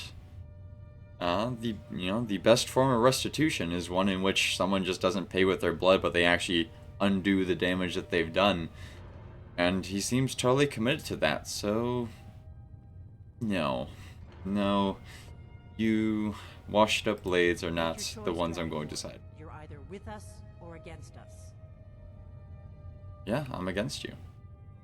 Here's the big picture. We can't afford to give Parthenax the opportunity to betray us in Okay. return. And Well, return I to guess the only way for me to say no is to just walk away. But no. The blades were never a terribly great idea to begin with. And they more than proved what they are incapable of doing, what they were intended to do. They failed to protect the Empire, the Emperor, in the Oblivion Crisis. They failed to stop the Thalmor. What good have they done but be a bunch of pompous assholes? I think I'm going to be quite alright just working with the Greybeards. That being said, I appreciate the armor.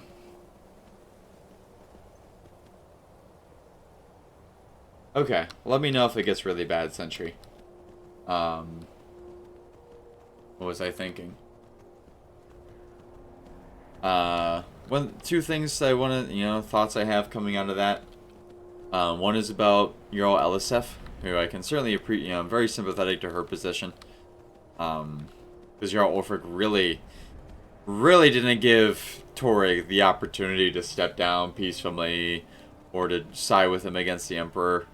He has never really repented of that fact. So,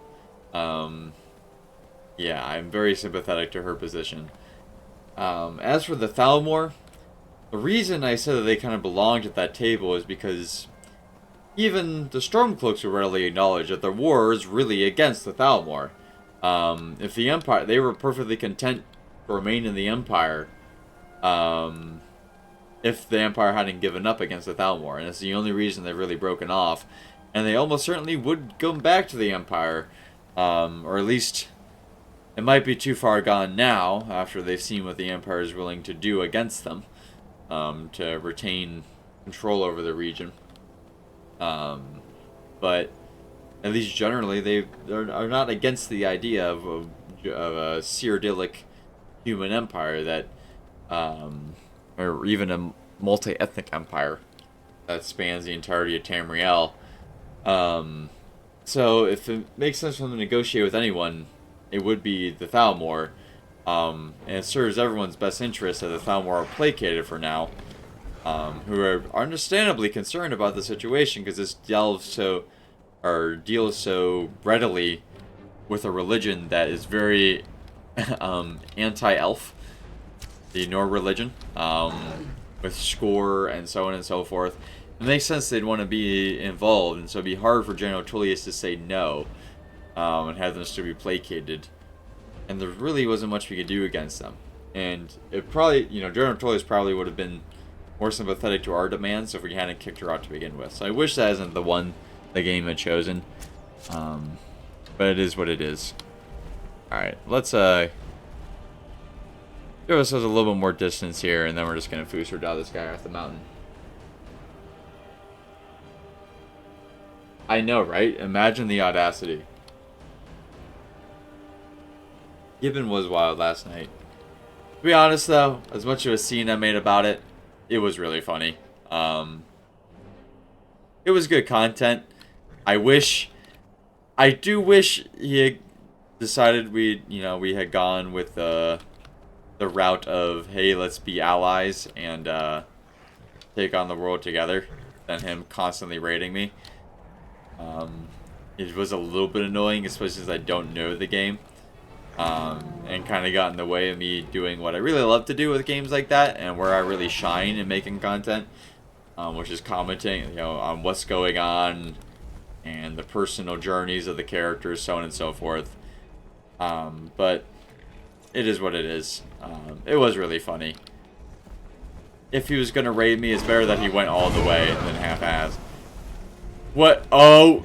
I did not mean to have Dragon Run engaged there. Oopsie daisies. Sounds like a planned sentry. He's not here right now, so you can always get back at him. But anyone who's watched that stream knows, and I wasn't able to say it out loud while he was there, but I'm totally planning on assassinating his character. We'll need to take a vote as to whether or not I throw the treasonous wife into prison and execute her, since she's almost certainly the reason that our leader died of stress.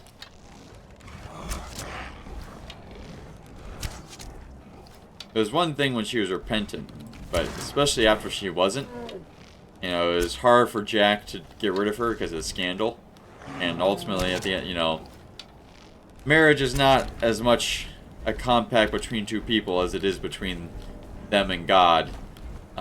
You know, it's an assignment given from God and accepted.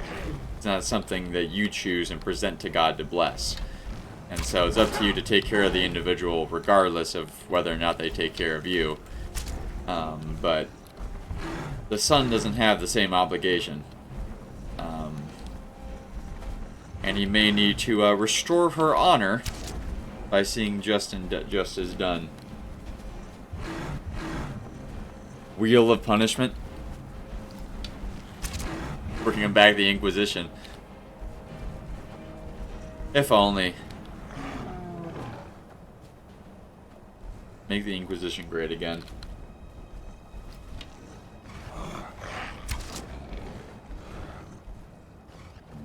To have a serious church, you really do need one. Not the, you know, the one as the world sees them, which is totally ahistorical. More often than not, it was the Inquisition saving people from angry mobs who wanted to burn people alive, and vice versa.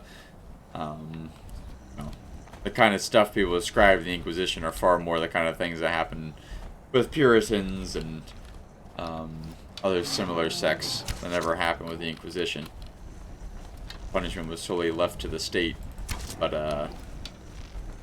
yeah, I mean, it's important for especially an organization like a church, to have accountability, to make sure people involved are actually faithful to what they profess. You think of how many people, especially nowadays, profess to be one thing and do the other. That's really what it's ultimately there to protect against. The church is not a sum of its members. It's not a democracy. It's an organization that has, you know, a textbook of what it is. And you're either that thing or you're not. And you need both in life. It's not a government.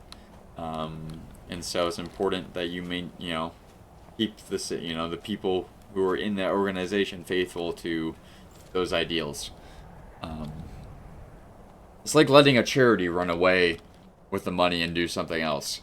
When their stated goal was to perform this one service to society. You can't have that. And especially with the Catholic Church having, full legal power, I am all for them having a sort of a body that keeps people in check.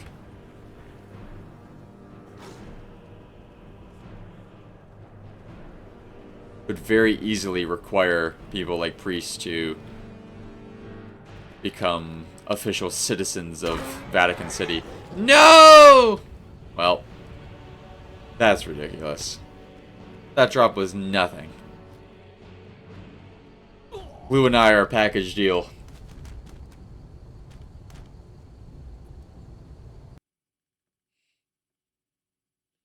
We returned to the last save point. Ah, no, hold on. This is perfect. We can do what everyone has always wanted to do to Delphine. We have nothing to talk about until Parthenax is dead. We have Don't talk about Parthenax like that. Not here. Just plain rude.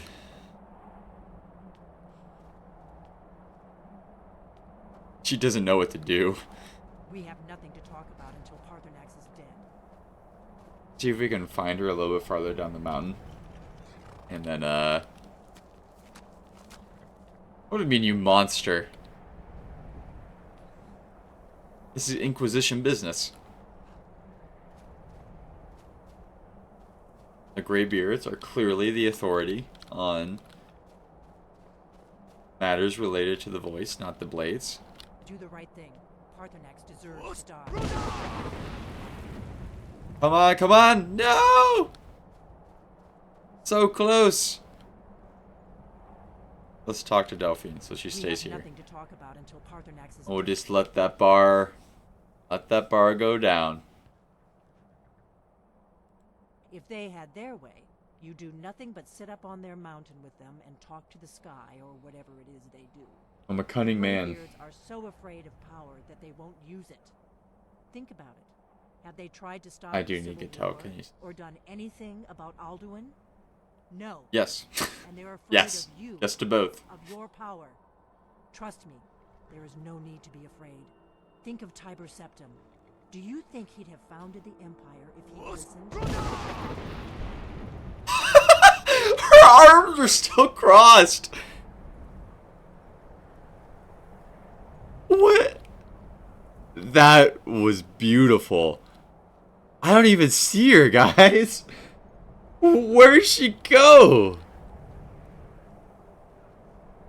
I gotta find out what happened. Did I just kill an essential NPC? It can't be possible.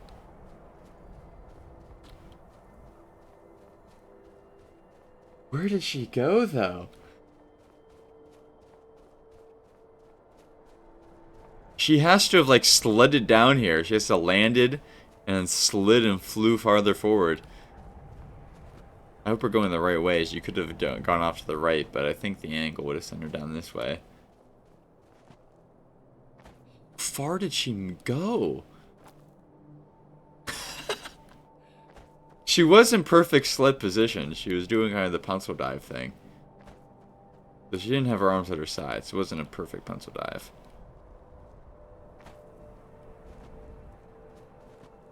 Guys, I have no idea where she went. What? We found her.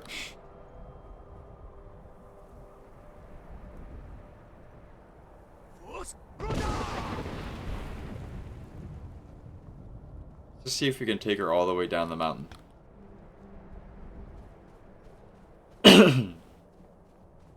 What is that? Shuffleboard is what I'm thinking of. We're now playing shuffleboard with Delphine.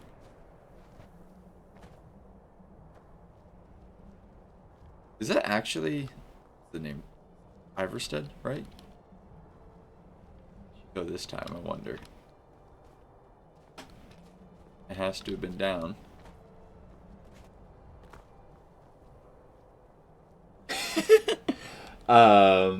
Welcome back, K-Tarby. So, yeah, yes we are. But it's for a good reason, I promise. She's very annoying. Insists in their own home that I kill someone who's a dear friend. In a very presumptuous way and giving me a really bad attitude. And she can't die, so, yes. She's throwing her beloved winged lizard. And so we're just kind of putting her in her place right now. She's a stand-in for what Jack's wife was doing to him last night in Crusader Kings. She can't die, though. So we'll never truly get our wish. There's gotta be a mod that lets Delphine die.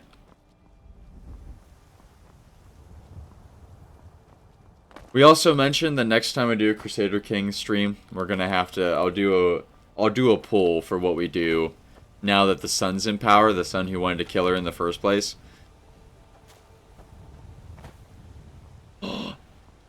She's in the river now. She's going downstream. No, you don't. I want to see you go over the waterfall.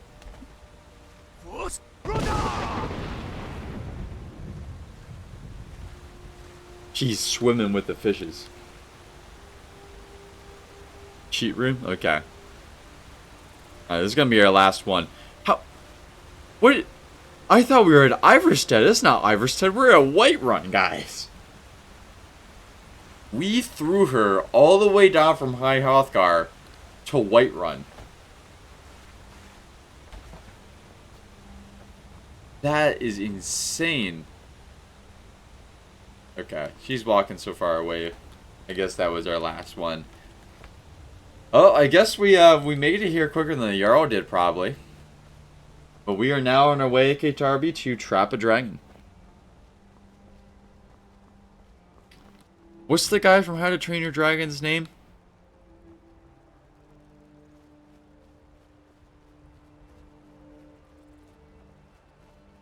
The Greybeards have arranged a truce between the Stormcloaks and Imperials.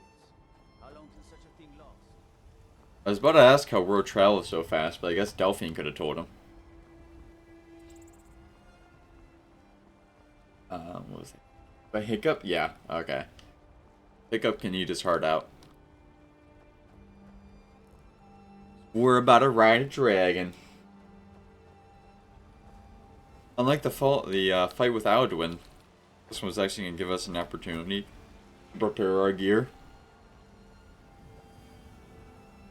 We won't need to for this part though, but for what comes after is what I'm talking about. So we're just going to walk right up and do it.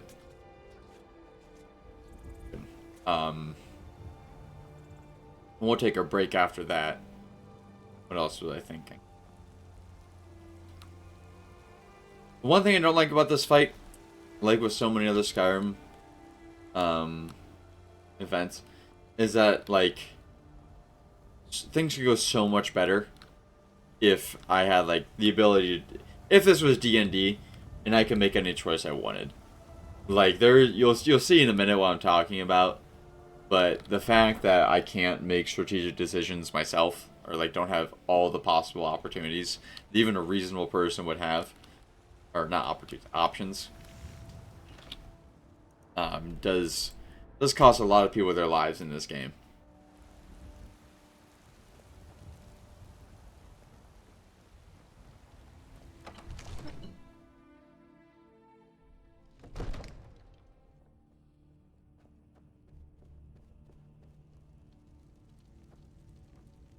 Alright, Jarl.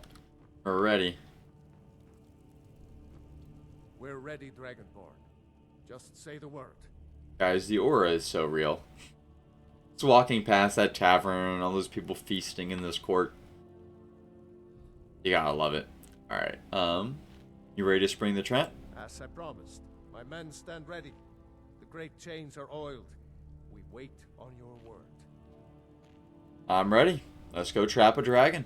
My men know what to do. Make sure you do your part. I'm putting my city in your hands. As we're about to see,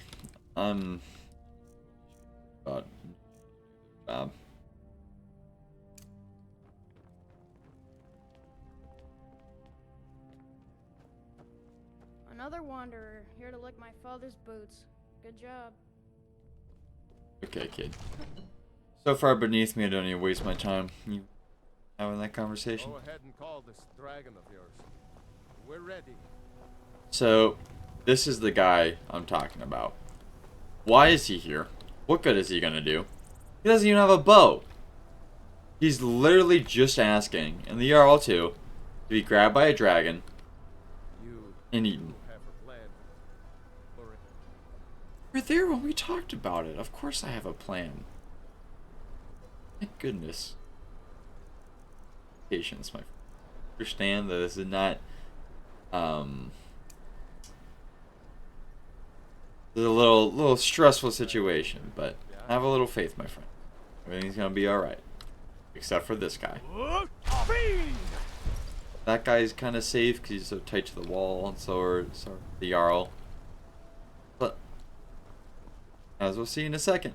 What's she doing? I guess this kinda gives her a decent angle, but no, she's just asking to be swept away.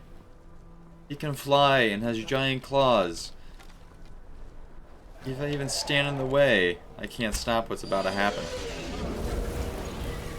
In D&D, that never would have happened. May he rest in peace.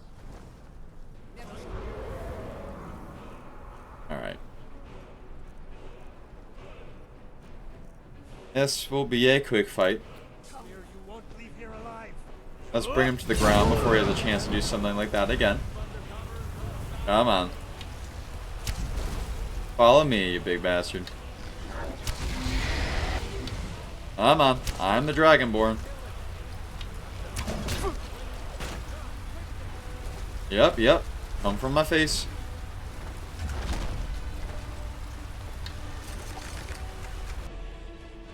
Excellent. Can't shout with your arm out. Need. I would also love to have a pet dragon.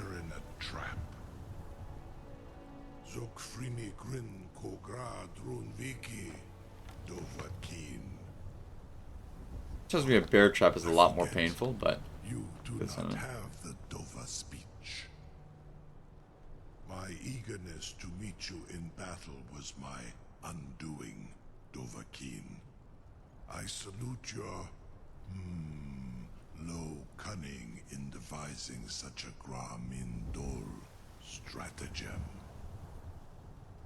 Zu'ul-Bonar, you went to a great deal of trouble to put me in this humiliating position. Well, you don't get into battle just seeing red, my friend. No doubt you want to know where to find Alduin. That's right. Where is he hiding? Renik Vaza, an apt phrase. Alduin Boval. One reason I came to your call was to test your Thuum for myself. Many of us have begun to question Alduin's lordship, whether his Thuum was truly the strongest. Among ourselves, of course, Muni Mae, none were yet ready to openly defy him. You were telling me where to find him? Once Lord Croesus, innumerable pardons, I digress. He has traveled to Sovngarde to regain his strength, devouring the Silesur, the souls of the mortal dead, a privilege he jealously guards. His door to Sovngarde is at Skuldafn, one of his ancient fanes high in the eastern mountains. Mindoran pa-ok midove navarantil. I surely do not need to warn you that all his remaining strength is marshaled there. Zu'ulost ofan hinlan. Now that I have answered your question, you will allow me to go free? Not quite. See, there's more I might need from you. Especially as I don't know how to get to this place.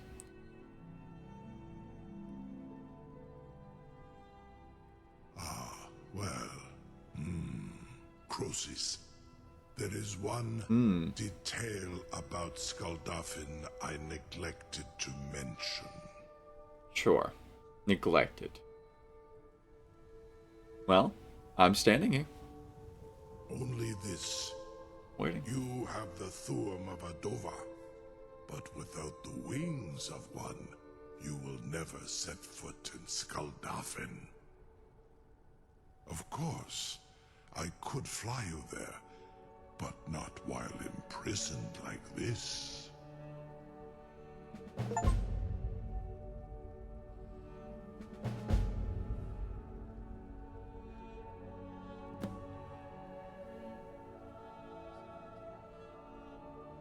Alright, well, we have a lot to think about.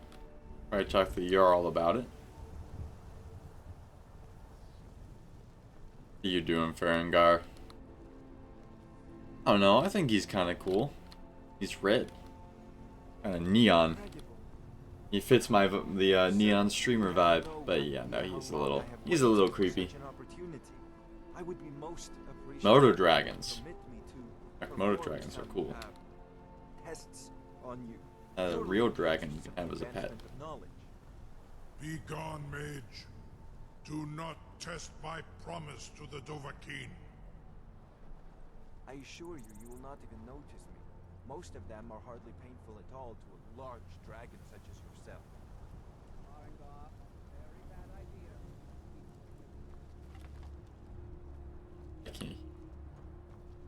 Yeah, no, he should poke the dragon. Surely you wouldn't miss a few scales. But if I hit him, the whole town's gonna come after me. So I'll have to let him learn the lesson of his own. What are you doing? Again, I should be able to step in, stop him. This does pose the question as to why he let me talk to him. I guess he at least realized that it's only gonna cause him more pain. Oh, look at the mage run. Go on, get. Alright, I guess he wants me to talk to the guard, but I should talk to the Jarl first. Waiting for the day for your crushed gecko to turn into a dragon. If only. Unless there's something I don't know, like they're a proto-Komodo. I'm still amazed that your plan worked. Yes, we see he wants me to let him out. Don't mind. I've got a city to keep. I do need to take his offer up. If Alduin can't beat me, he can't, so I'm not really worried about letting him out. But I should get prepared if I'm going to go take on what remains of Alduin's strength, which could be something, you know, pretty sizable force. I don't know. We haven't really seen much of Alduin's strength other than him, but we learned anything from our first fight with him. We want to be prepared. We didn't have the opportunity that time, so let's not make. Now we are able to not be in that position. Take advantage of that. That being said, it is halftime, ladies and gentlemen. A little bit past halftime. Say I'm going to take a break here for a second to do kind of our mid halfway break. So now that it's a 3-hour stream instead of a 4 hours, we are going to go a little bit longer today than 3 hours. Because we kind of got past the normal halfway point. I'm only going to do, normally I do a 15-minute break. We're going to cut it down a little bit. I'm going to do like 5 minutes talking on the other side and like only like a very short break in between. And maybe it'll even like discussion topics a little bit. But I can run a 3-minute ad break, so that's what I'll do in the center. And I'll also take like a brief second to take a drink on my own. However long that takes, that's what we'll do. But for right now, we're going to take a break to talk about a couple things that came up during last night's stream and tonight's stream. So if you're interested in that, I'd love to have you around to talk with you about that. Otherwise, now's a perfect opportunity if you yourself want to go grab something to eat, get cozy, go to the bathroom, whatever you'd like to do. I do got to say thank you to Old Man Nut for what a name. You know, we're just gonna say that it's a tin of cashews, and we'll leave it at that. Get your heads out of the gutter, ladies and gentlemen. Thank you for following. It's great to have you here. If you're in chat right now, I'd love to get to know you. Thanks for just coming by. I would love to know what made you feel like we were worth the follow. Used to go by Peanutter, now oh my goodness. Oh my goodness, you've evolved. I appreciate the aura. I respect that. You've grayed. I love it. I love that it matches, you know, you're in my chat, it is as gray as well. What was I thinking? So we're just gonna say you're a tin of peanuts. How about that? You're a tin of old peanuts. No reason to think it means anything else. You say Old Man Nut. My goodness.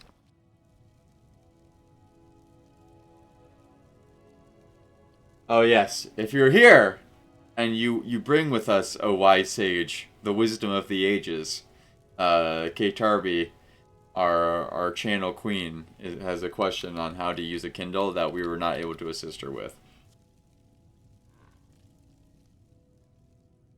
In the meantime, so our two topics of conversation that were kind of touched on for me to talk about today was one, St. John the Apostle, we're going to come back to, which came from last night's stream. We're doing Crusader Kings and got into some highbrow theological discussion.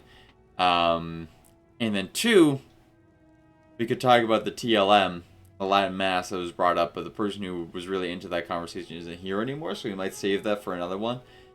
A third could be something from the game today, but I don't know what that would be, because I feel we did a satisfactory job of talking about all the moral decisions we've had to make today, but I'll leave that up to y'all.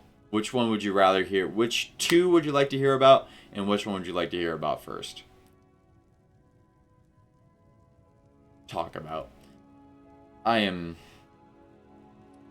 Please cut me some slack. I am very sick today. You're confused? What are you confused about, Kate Harvey? You're confused about the Kindle? I got you.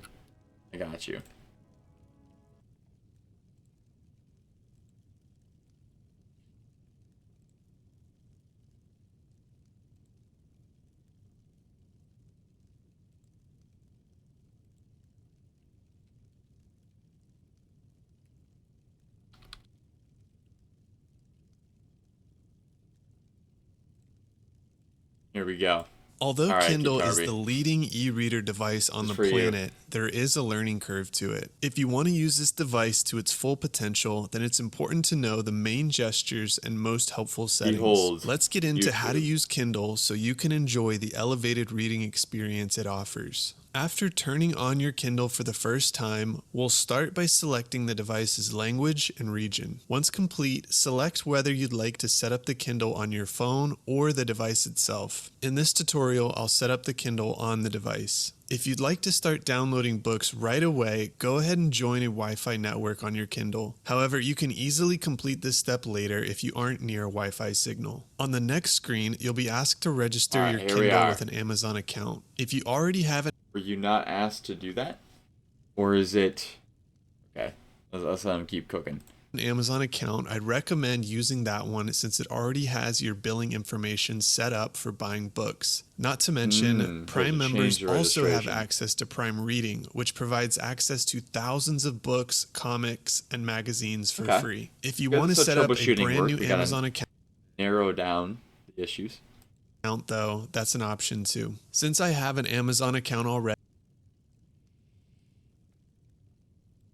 I'll use that to register this Kindle. After logging in, click Next. Pressing this button puts your device to sleep and wakes it up. If you hold it down for 5 seconds, you'll the Kindle If you go to the home screen store icon. This allows you. There an option to go to Account Center? I get you. Oh, yours by an old one. You don't mean used. You mean it's literally old, like Old Man Nut.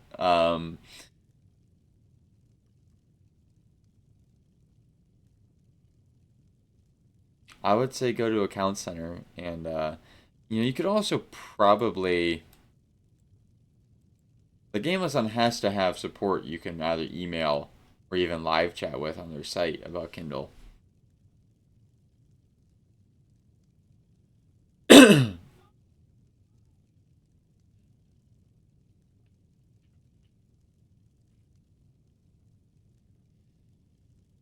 I forgot my dad was watching football and he was yelling no, no, no outside my room very loudly. So I could hear it through my headphones and I thought someone was being stabbed.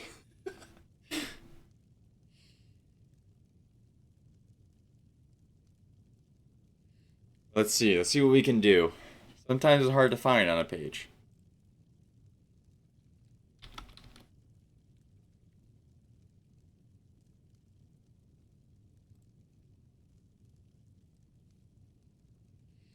I live to serve. Come on, Amazon support. Why you no cooperate?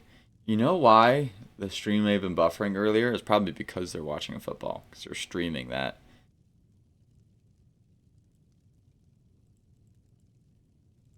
Cable. Come on. Amazon. Support.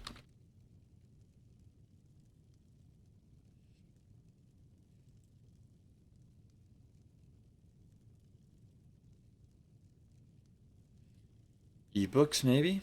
Oh, here we go. Kindle. Let's see. I don't see somewhere we can live chat so far. Let's go here. Ah, I can't get for signing in.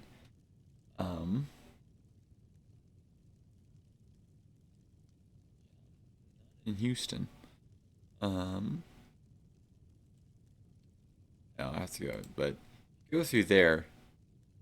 Let's see if I can just by looking it up on here. I look up customer support.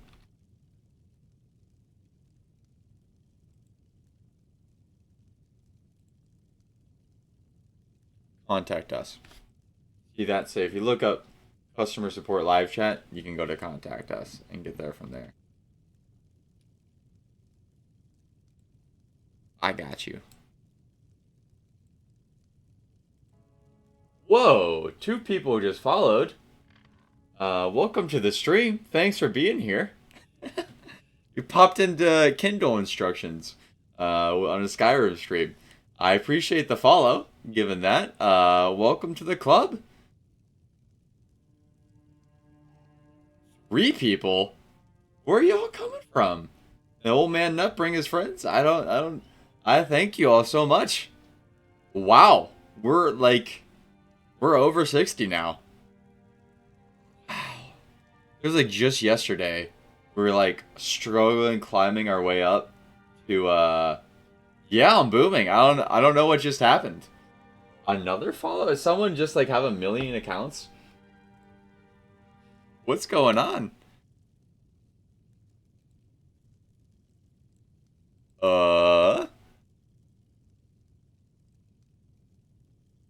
Hold on. That's not the right thing. I'm gonna pull this over. No, come on.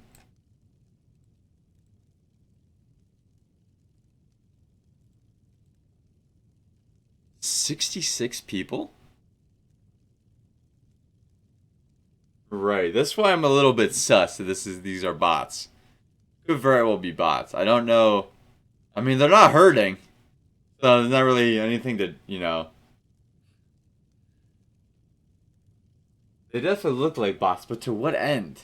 It's not like they're asking for anything. It's gotta be bots. I just don't know what to do about it. I mean, it's not like they're really hurting us right now. Like I said, they're not plugging anything. They're not asking for anything.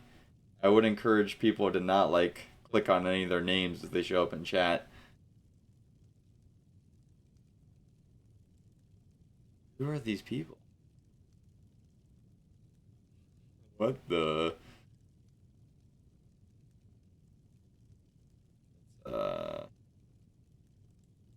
Like, I can't even really click on them.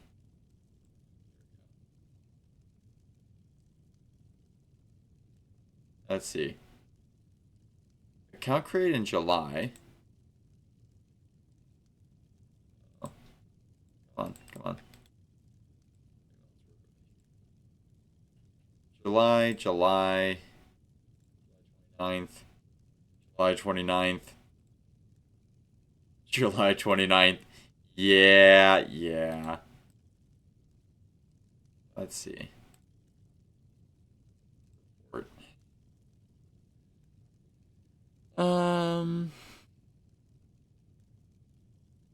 Oh, this classify as. I guess is alerts. We could also call it off Twitch behavior, but terrorism. Yes, that's the one. No, spam. Bots. What's the timestamp on the stream? Anyone got that? I can't really look while I'm here. This is fun. I get to play policeman for Twitch. They keep going. They keep going. Of course, none of them are actually watching the stream. I'm not getting my viewers boosted. Bro, where's the timestamp? Okay. As doesn't show it while I'm live.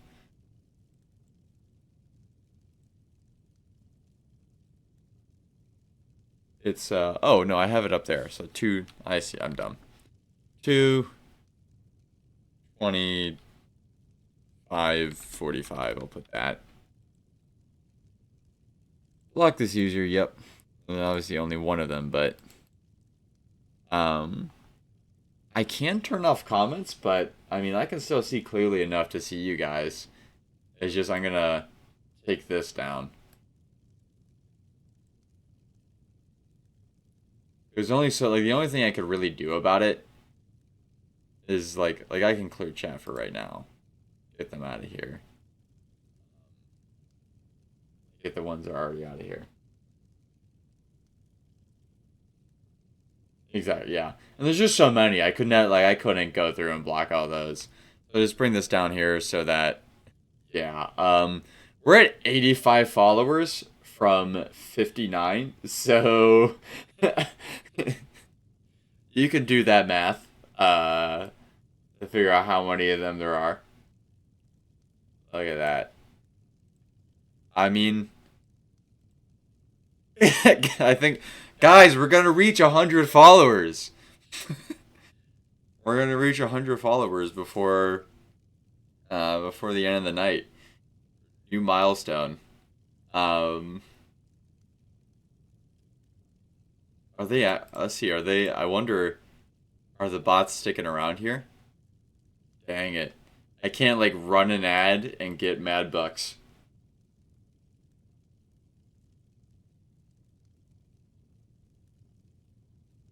Yeah, I mean, it works out.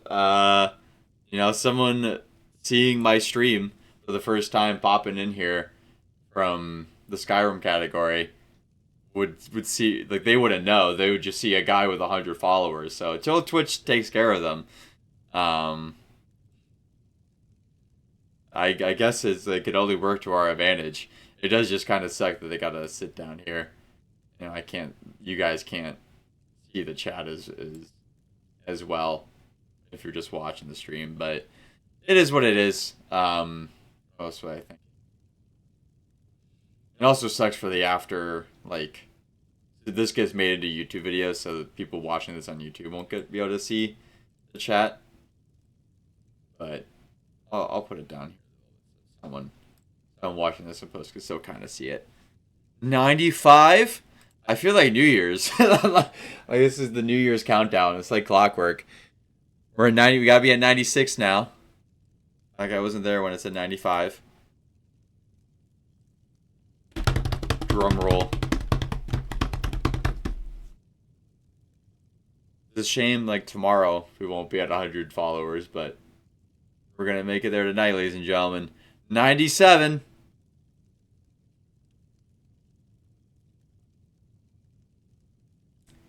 What do you guys think the name's gonna be? Like, what's the first letter? Call the first letter of the name of the last bot.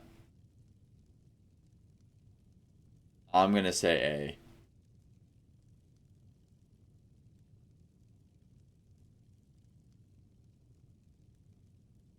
H, okay.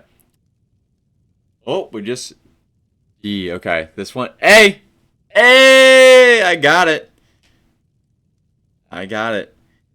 Oh, H and D. I mean, if you're looking at the patterns, they're almost all B's, A's, and G's.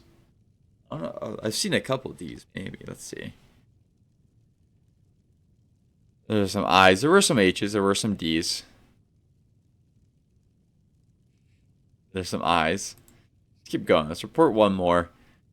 Just so the Twitch people have plenty to work with, but then we'll leave it at that.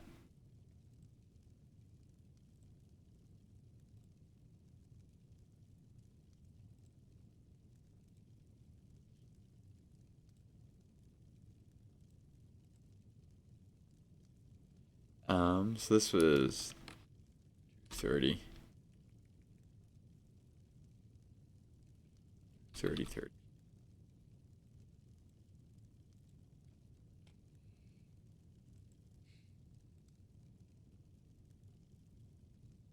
I've heard of this. There's really nothing you can do about it, too. 44 viewers, there they all are. Oh my. Oh my.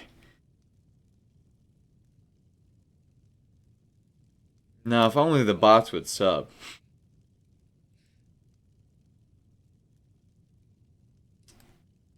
Let's bring that back over here. Just let that keep going. Alright. Yeah, they gotta be bots too. I mean, even when I pulled up the users in chat, it only showed you guys, so Papa, you're home. Could you give me an allowance? Sure. I have a bajillion followers, so what's your allowance fee? What's reasonable? What could you buy? I'm not home a lot. She doesn't, so has to do a lot around the house. I want her to live a good life. She has to deal with me not being around a lot of the time.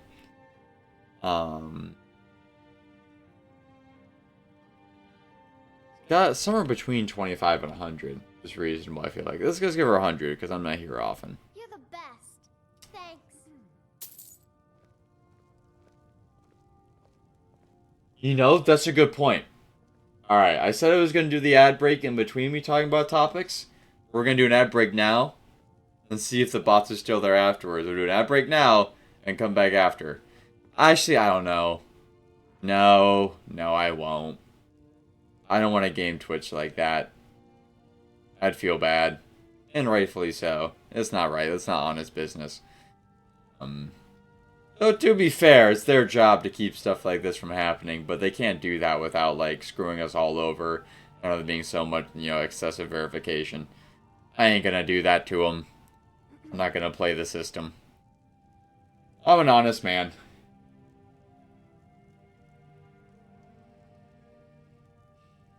Well, speaking of honest men, so discussion topic 1, the one I really want to talk about coming out of last night's stream was St. John the Apostle.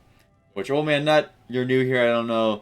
But part of the vibe, what I do on these Skyrim streams is not just play the game, but also get into deep chats. And that can go with something that someone brings to me, something totally extraneous from the game, or something that's in the game. And obviously, faith is a big part of what I do, hence giant cross on screen, the crucifix that's sometimes in the background, depending on where my camera's angled, with the new... I got a webcam with better quality, but it doesn't have as wide of a view, so you can't really see it as much anymore. But I usually have one on my neck, though that also broke. I just have a cross now, but you get the idea. So I love talking about religion for one of the things that I do, and I'm really passionate about, and always have been. So someone I want to talk about today is St. John the Apostle, more specifically his identity as the beloved disciple, and how I feel like he's gone unnoticed when he really shouldn't have.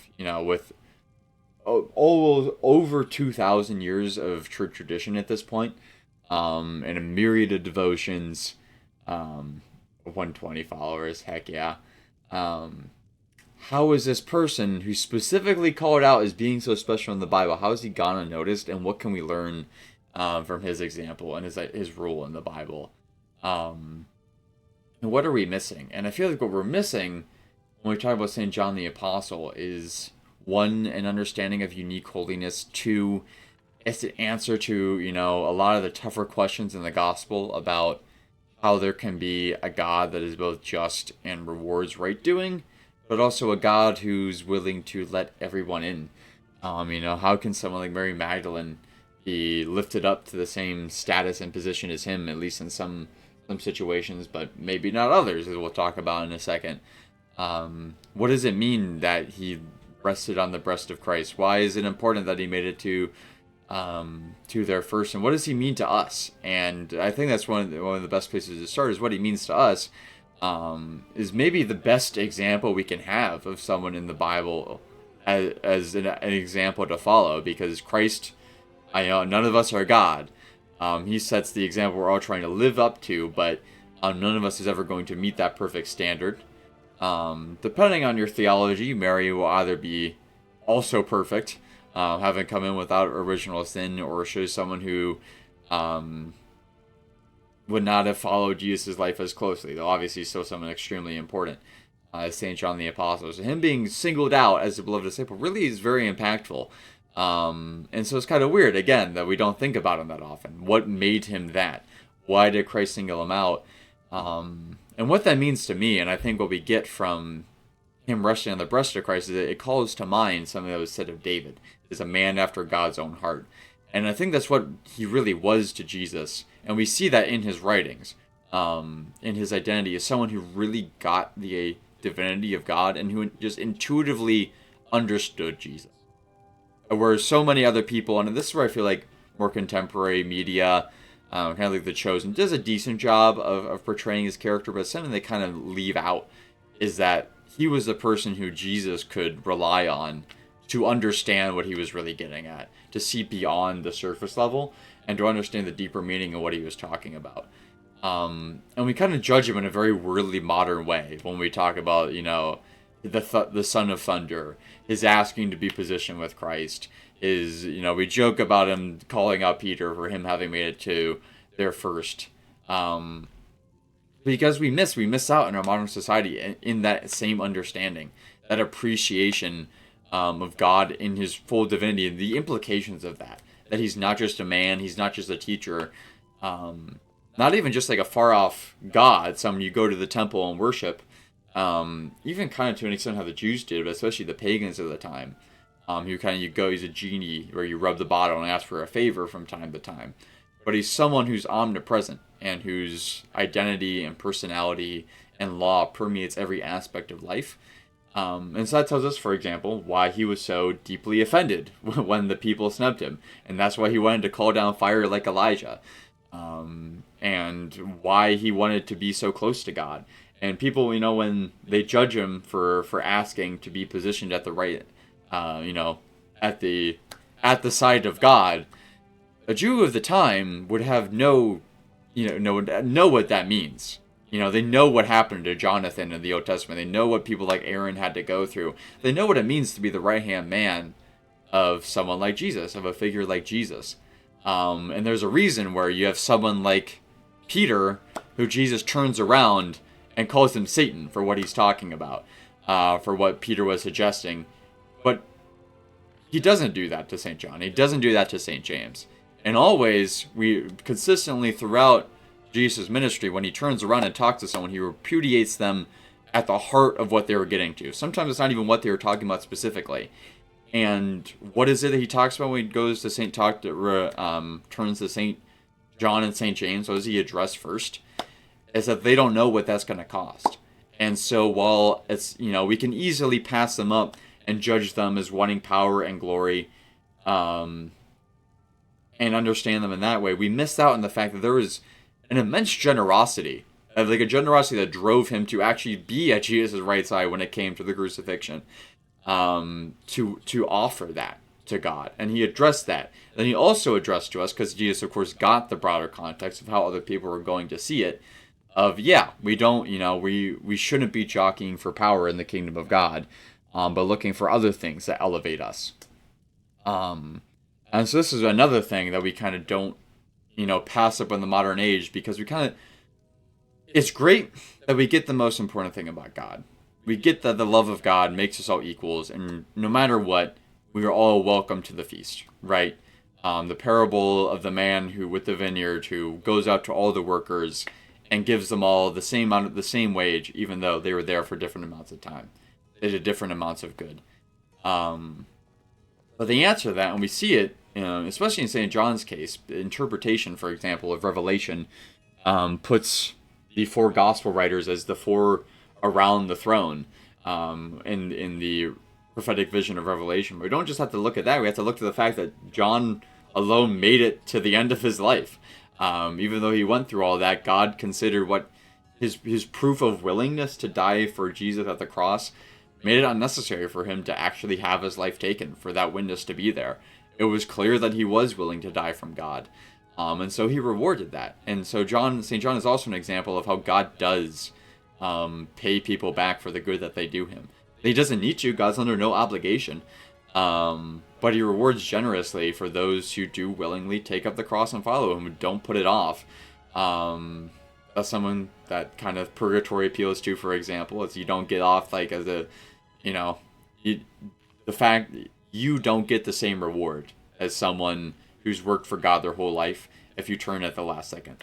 There has to be consequences for putting God off that long, or everyone may as well do it. It'd be almost wise to do it, to just take whatever you want in the world. But in reality, it's not. And that's what we learn in that parable, is that the reward that those people got was to be in the vineyard in the first place. To do the work of God is its own reward. And it builds people up and makes them holy. It allows them to spend more time with God.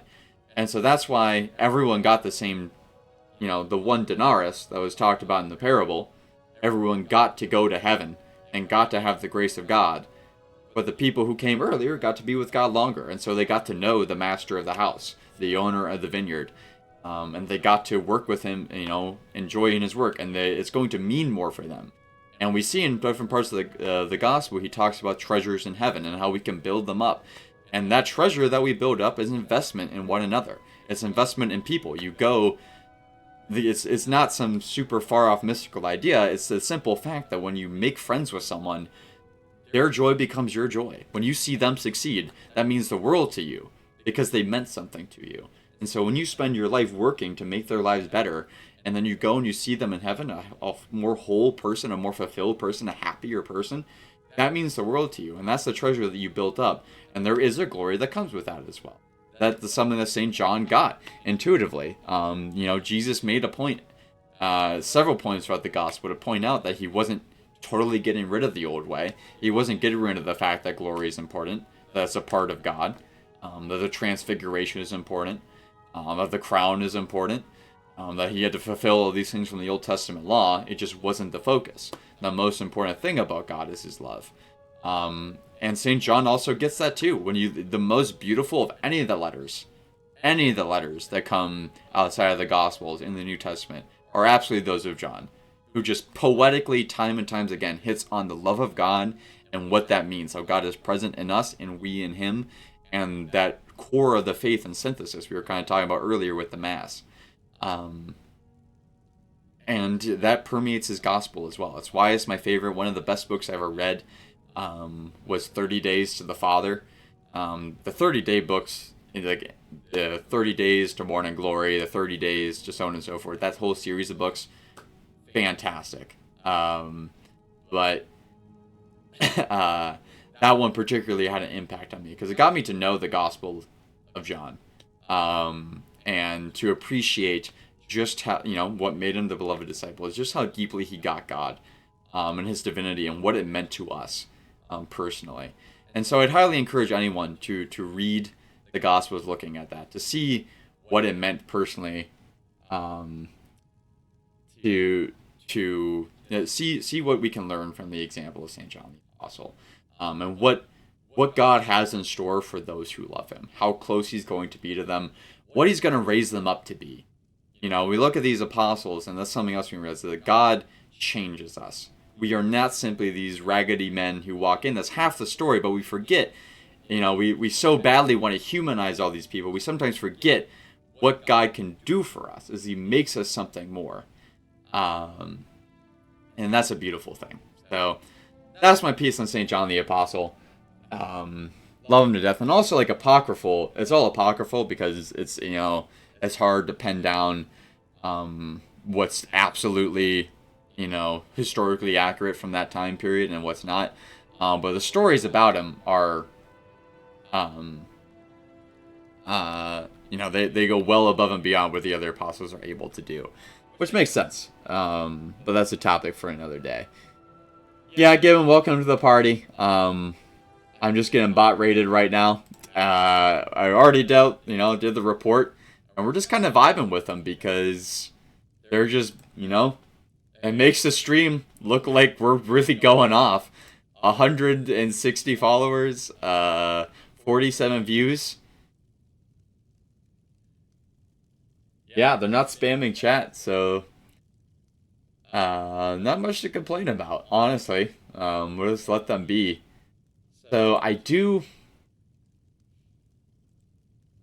I'll run the ad later if they leave. If not, I'm gonna run the ad at some point. But I did say I need to take a break. I do gotta drink some water, just get my throat ready. When we come back, we're gonna talk. I don't know. We'll figure out a discussion topic when I talk back. If we don't think of anything to talk about in the game, we'll talk about the Latin Mass. But we'll leave that there for now. I will see y'all in about 5 minutes or so. Not gonna put the ad break. Be an honest man. Maybe I'll run 2 next time. I don't want to do that to Twitch.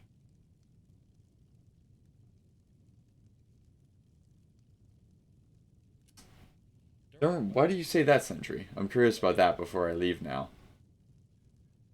Like, I have it set to not run auto ads. I only run ads when I'm leaving. Yes, time to make some cocoa. Amen to that. I hope everyone enjoys this break. I'll look at what Sentry has to say when I come back. Yeah, get cozy, everyone. When we come back, we're going to get ready to take on Alduin. It's gonna be a prep montage. I get you, Sentry. Alright, I'll be right back.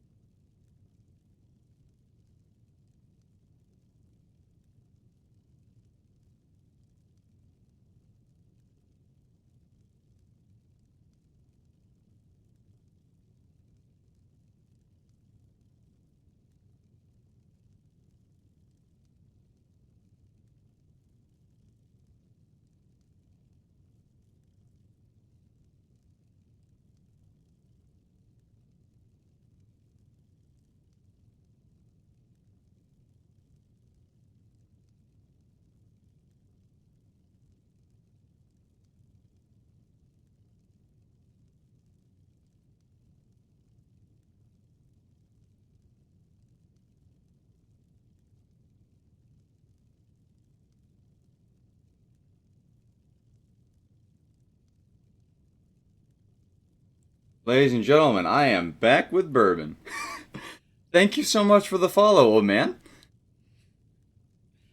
Thank you so much. It especially being like this small of a streamer just getting started, it means so much. I really and it means so much to me to know that there are people who come here and love it enough that even as small as we are, that they're willing to spend money on building up this community. So thank you so much for that. I don't have a shot glass on me. I almost feel like sacrilege, but I can't not take a shot of bourbon. I gotta do something to cheers you, man. Once, as time goes on, thanks to all these subs, this is my first month being affiliate, by the way. Thanks to all these subs, I'm going to be able to, put money into getting stuff made to give out as rewards, at least badges and stuff to subscribers. So that's going to be coming in hot, and I will never forget the people who were here this early on. So thank you so much for that. Cheers.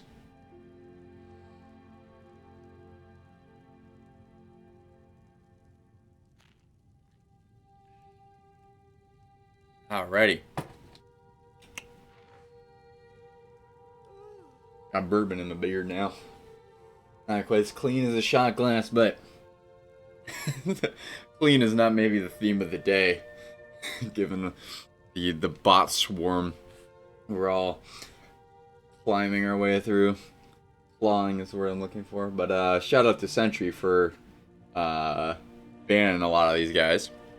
So, my thoughts from while I was away, I think partly because Skyrim is being trimmed down, like this stream is being trimmed down a little bit from 4 hours to more closer to 3, just to make it more possible for me to do more other things. Probably gonna do just one discussion topic, and it'll be better for today as well, specifically because I know Jordan really wanted to be a part of what I was saying about talking about in the second half, and he had to leave early, so I can do it next time when he's here. But I do also got to say another thing that I thought was cool about St. John the Apostle while I was gone was the fact that he was the best of any of them, and he's not the one who Christ put in charge. And I think that's a really cool reality about how, like, once again, in the kingdom of heaven, it's not about who wields power and authority over another, but whose heart is closest to God.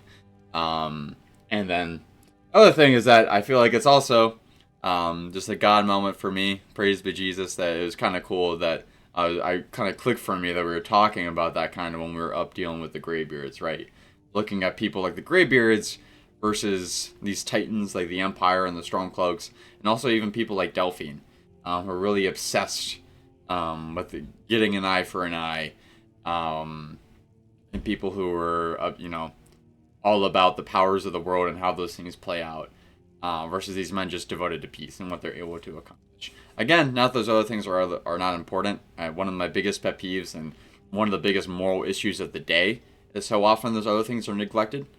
Especially in honor of St. John, I want to mention the sacredness of things sanctity, this idea that things have value simply because God has invested in them. That they're, natural order of things, or the fact that the reverence, we picked up a reverend bow earlier. We think of in a contemporary, like a modern sense maybe, the flag, you don't let the flag touch the ground, but also how we reverence God when we worship. That's the topic of discussion today.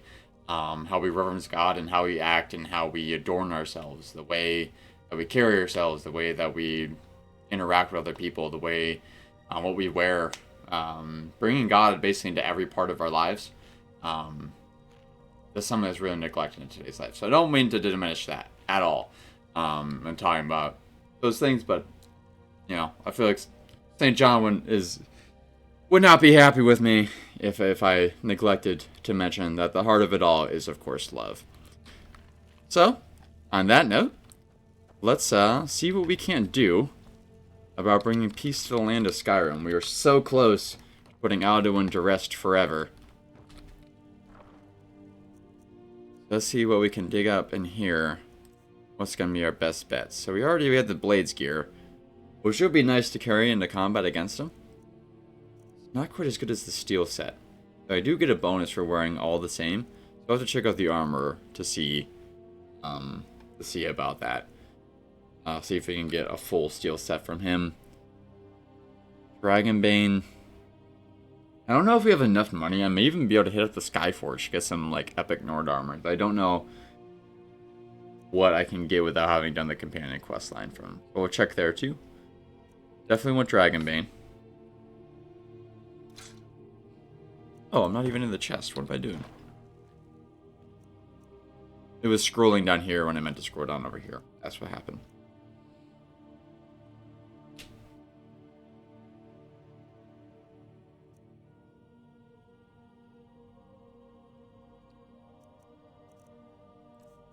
Shield do I have? What is the... I only have the Imperial shield right now. Okay. Yeah.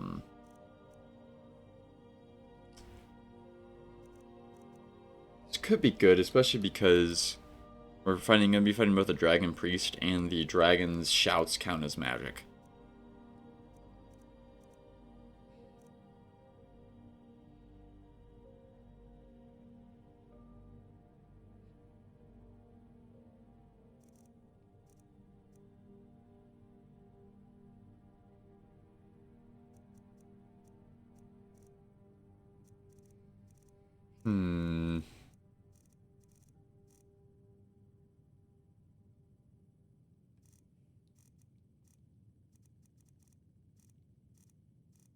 That death bell was not at all stolen. Resent the accusation game. Well, I didn't mean to pick up whatever that was. Oh well. Staffs, these. Good. If only this game would naturally stack things. One of my biggest pet peeves is the inventory management.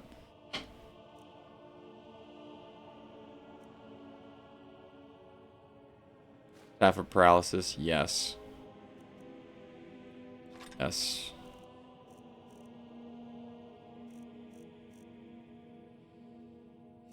Gloves of the Pugilist. That's getting into a fisticuffs battle with Alduin. Sounds like a good idea.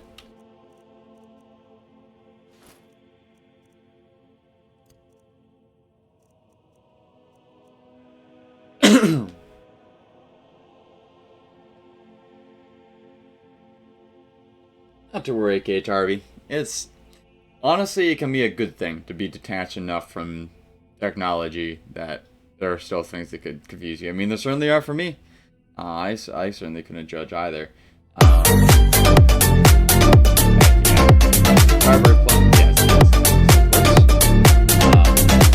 But so yeah, it's basically it's Twitch currency. So I don't know how you would, if you would have any. If you have some, maybe you got it from linking your Amazon account with bits, or like you pay for them and you can redeem them for certain things. It's kind of like instead of just tipping me straight, you spend. Wow, that must come from Amazon. Like each is like worth a certain amount of money, and when you use them to cheer or do something else, it gives me a part of that money. And what was I thinking? And it lets you do something special. I don't know if I'd encourage, absolutely up to you what you want to do, but using them right now, it is your money. I would recommend waiting until, like I said, I can put money into spending them on better, making cheers more interesting than they are right now. Okay, 200 is only like $2. Got you.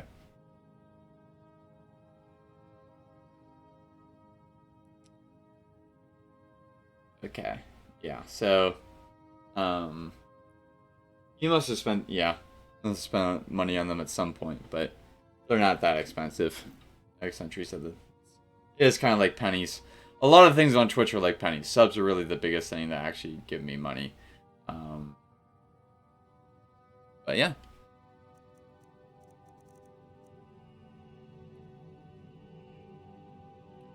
I wonder, on Tuesdays I do a charity stream. I'm wondering if you could like use those to cheer on those days. And that would go to them instead of to me. We'll have to find out when we get there how that works. Skyrim! He clearly clicked on books.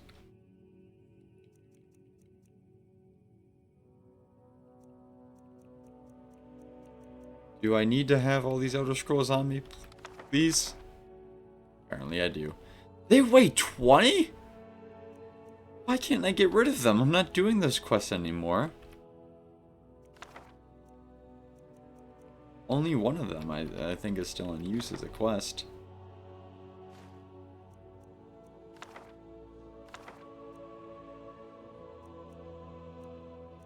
Oh my goodness.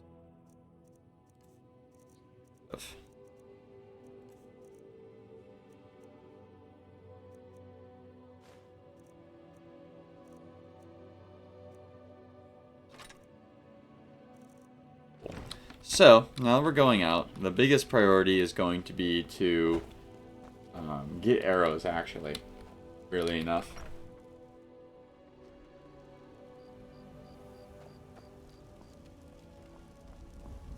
Because there's going to be a lot of enemies we're fighting at range when we're there, and I have used up most of my good arrows.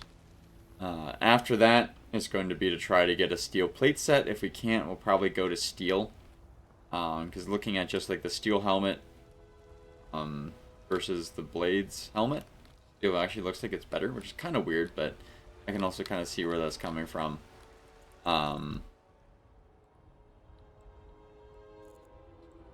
It opens up.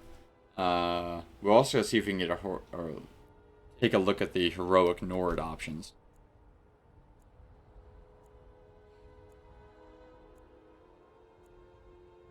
I wish when sound alerts happened, it played it for me. Because, like, I'd want to dance to the crab rave, but I didn't hear the crab rave, so I couldn't dance to the crab rave. Got something for just about everybody in here. Give a holler. At least not authentically. Everything. Some may call this junk. Me, I call them treasures. Buy all your dwarven arrows. They're ridiculously expensive. And your orcish arrows. And your steel arrows.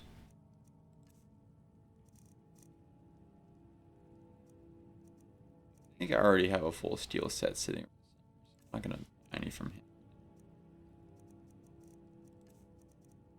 But we can sell that giant stack of amethyst we have. Oh, he can't afford me. Good feeling.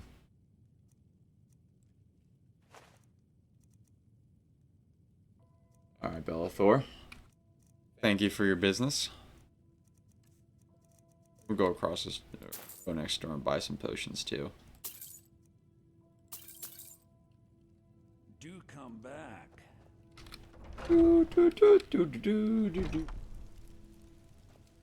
So, old man, if you're still here, old man nut, tell us about yourself. What do you like to watch? What are you doing there? What brought you here? Rather pale. Could be ataxia. It's quite a problem back home in Cyrodiil. What you got for sale? So you're an alchemist then? Not necessarily. I mean, there are two kinds of people that are going to be patrons of the store. People who are alchemists and people who are absolutely not alchemists. And need whatever help they can get from people who actually know how to make a potion. Many health potions as possible. This fire is probably a good bet. So there's this cold and shock.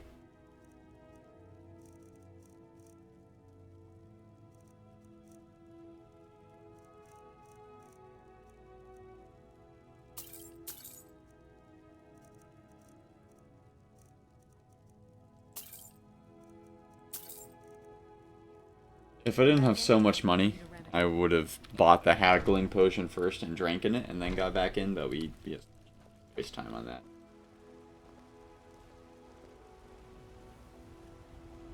Geospatial IP intelligence. Isolde, was it? What brings you to the market? Aww. I get it though. I mean, it does make sense. It's all like, the point of a VPN is to keep you from getting viruses.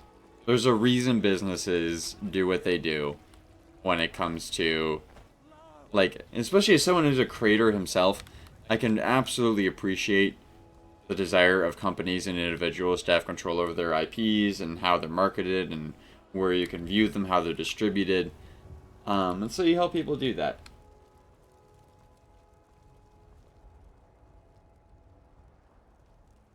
Got you.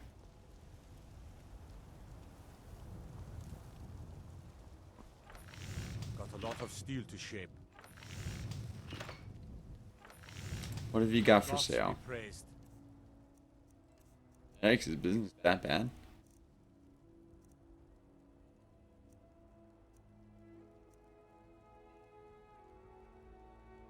Ooh, why is yours so good? Better than the one I have? But the one I have is only like 25, so yeah, that looks good.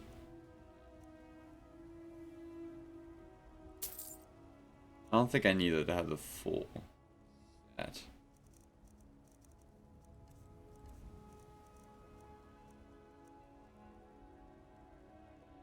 I'd probably sell this. I'll check in with the other armor first, but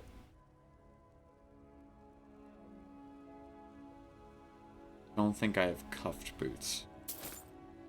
That. Can't get the heroic set though. That.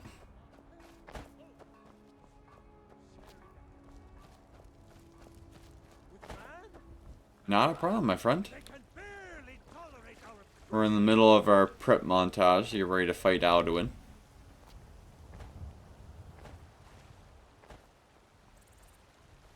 I should have bought arrows from him while I was there. Oh well.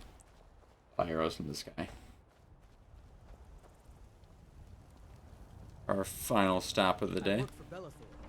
Other than back to my house. Come by Bellathor's shop at the market. I'm sure we've got something. Welcome to war, mate. You got for sale. Yourself or deal some damage. Buy your arrows. My number one priority.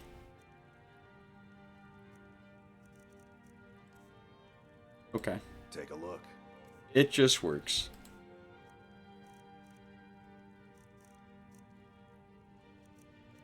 Oh, he does actually have.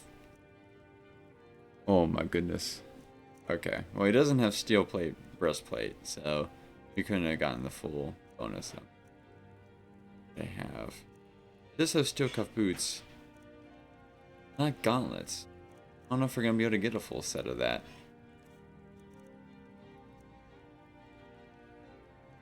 You can at least sell that for now. Good doing business with you.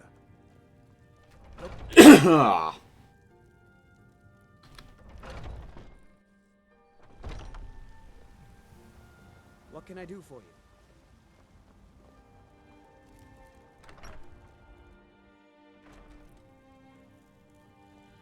Gotta be with you, KTRB. Have a good night.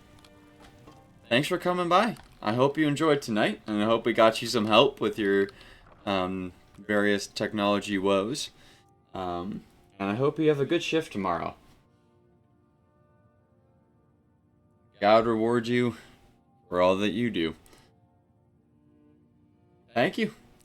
You have a good night.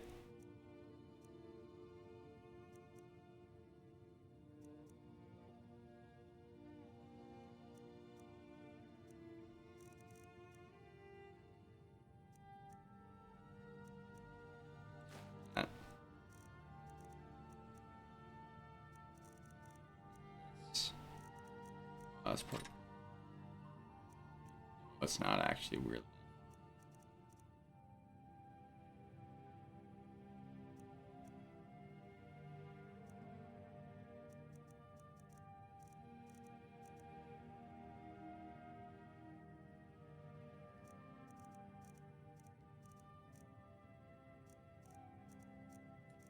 I wish there was a search feature. There used to be. I don't know why they went to this instead of the system they used to have.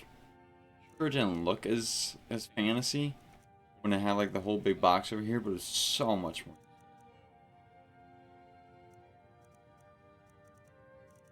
Stuck scrolling endlessly.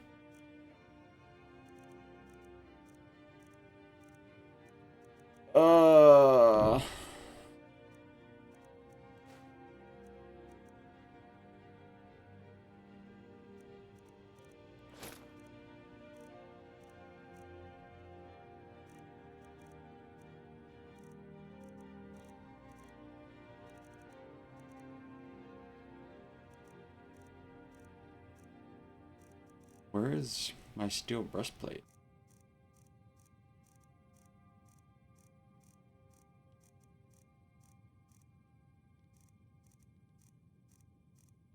I definitely have one.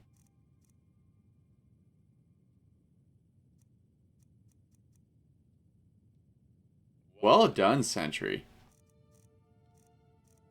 Thank you for that.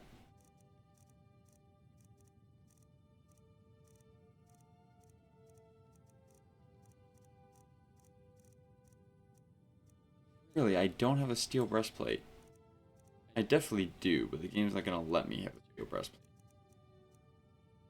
I guess we're leaving the stuff behind. We're bringing the blade set after all that. Blade set, that's okay. That's 30 enchanted. 30, so we don't want that. Don't need that. We have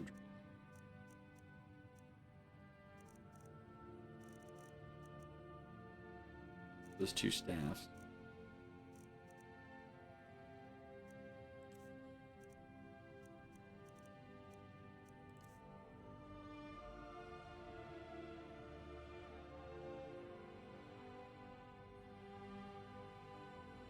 I appreciate you. What do you need, my thing? I'm alright right now, Lydia. Thank you.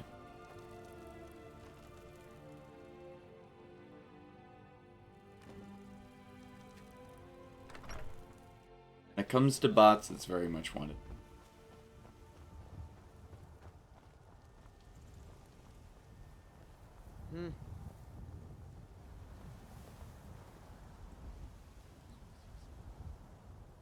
Interesting, when you ban them though, they still count as being followed.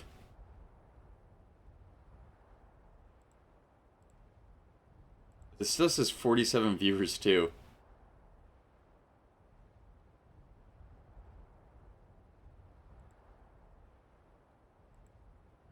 Weirdly enough, there's actually like,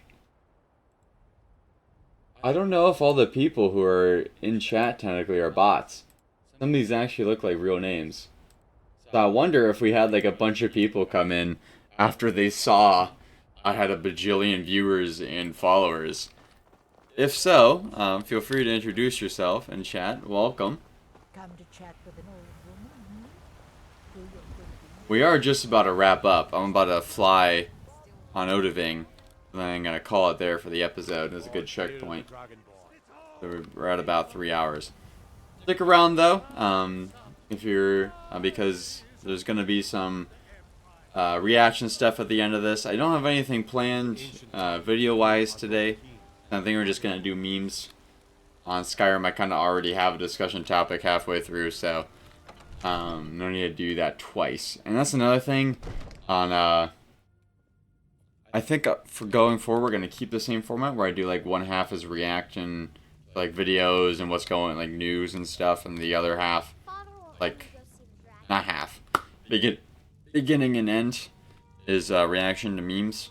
I think I'm going to do memes last and commentary first, because it's easier for me mentally to do commentary when I'm just like already, like when I'm fresh than after 3 hours of streaming. So we'll end with memes for now. But we're gonna go back to Instagram after this. You have reconsidered my offer, Onikan Kron? You will release me, Roland, if in return I promise to take you to Skaldafen and stop helping Alduin? I have to reapproach him on that because I edited this into YouTube videos and it'd be kind of weird for me to be talking about Instagram running up there. Yes, Sarah? You have reconsidered my offer, Onikan Kron? You will release me, Roland, if in return I promise to take you to Skaldafen and stop helping Alduin? Yes, yes I will. Onikan Korav Gair Mirad. It is wise to recognize when you only have one choice. And you can trust me. Zuni Tarudis. Alduin has proven himself unworthy to rule. I go my own way now. Free me, and I will carry you to Skaldafin. We're the alpha now, boys. We're the alpha now. And girls. I love that that's what you got, Old Man Nut, when you use the 8-ball. Perfect for you.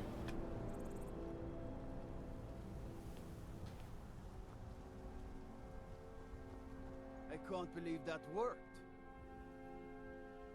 Well, here's something else you might not believe. I need you to open it now. You sure about that? You want to let that dragon loose after all the trouble to catch him in there? Well, for one, it really wasn't any trouble. If the guy would have listened to my advice and stepped back from the ledge, no one would have died. Your funeral. Someone else is gonna have to help you get him back in there again. Get ready to open the trap. Really didn't even ask the Jarl if it was okay. Seems like a really bad idea to me. Here we go. Carry on, soldier. This is all part of the Dragonborn's plan.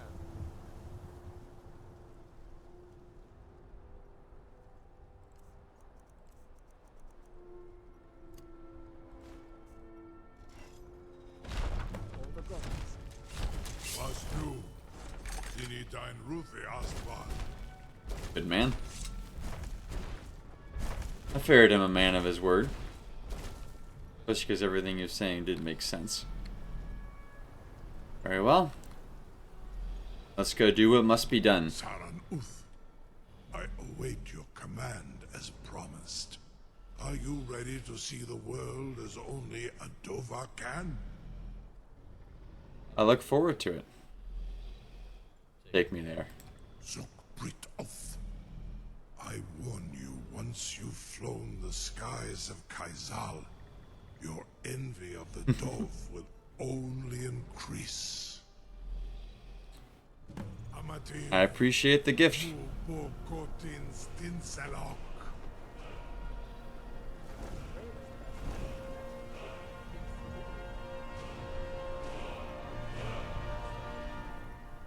Bravest. We're gonna say bravest, Irileth. And here we are.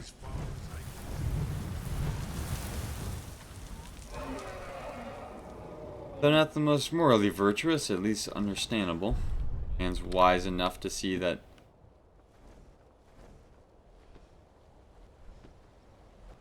Alduin is not the way to go.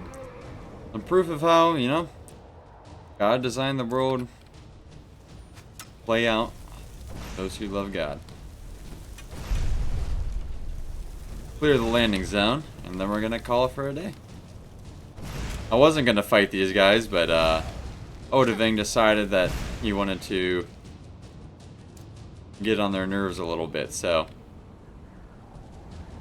Is that an enemy dragon down there? Yes, it is. Alright, my friend. Hello there, what? Can't touch this. No, no, no, no. Ooh! Owie! On. Oh! I took my own bait. Let's leave this guy down here. This is where Wolfus Rodam, if he follows.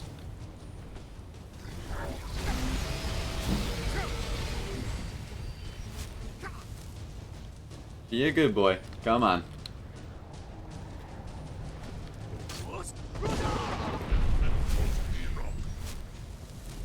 Only waste so much time on that guy.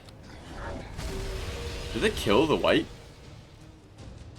I wasn't totally expecting him to die.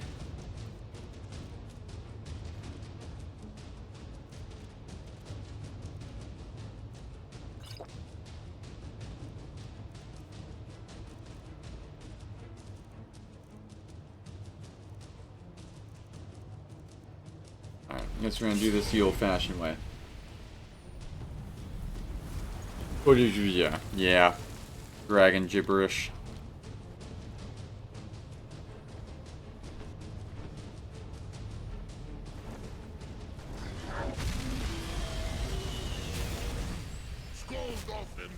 We got plenty of cover here. You want to fight me? You're gonna have to bite me.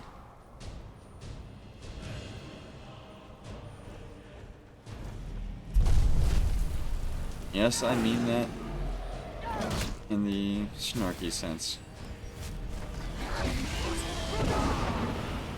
Mine's bigger than yours.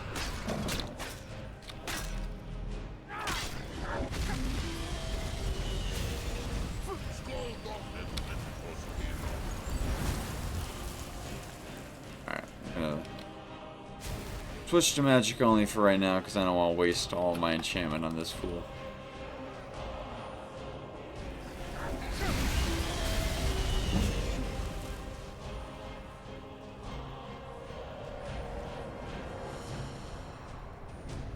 Come to Papa.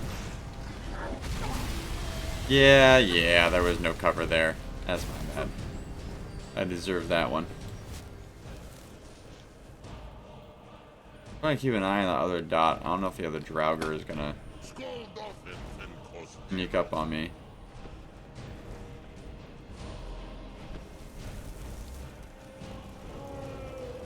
I'm on you, numpty.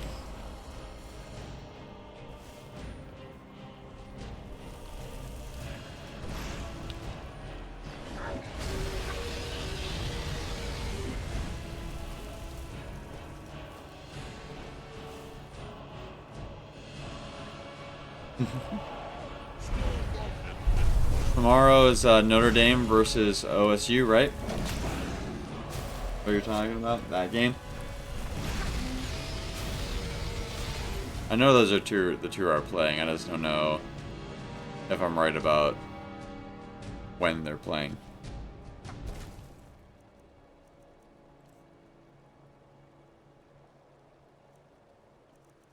Okay.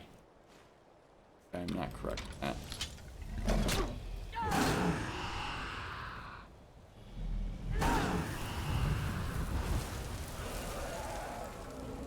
I wasn't expecting Turn Undead to work on him, game. Wasn't the target. Well, I say we use some of these arrows, why don't we?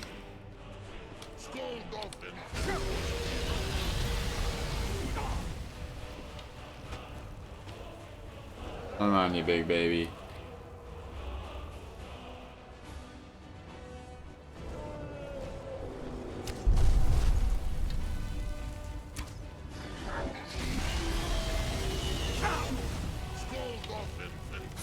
There's no way he hit me with that. My goodness. Does rock mean nothing to you, game? Have you not played Pokemon?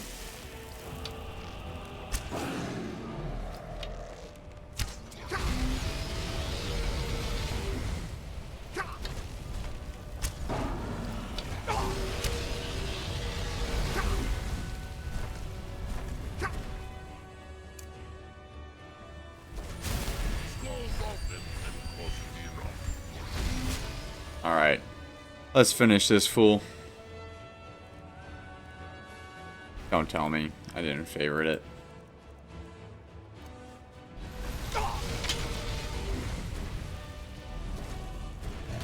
Your time has come, dragon scum.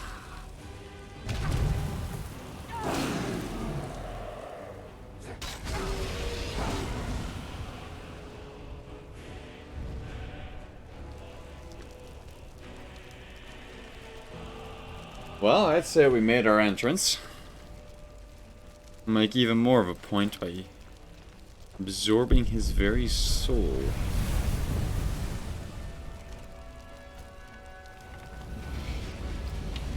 Your boss didn't have a chance, what makes you think you do?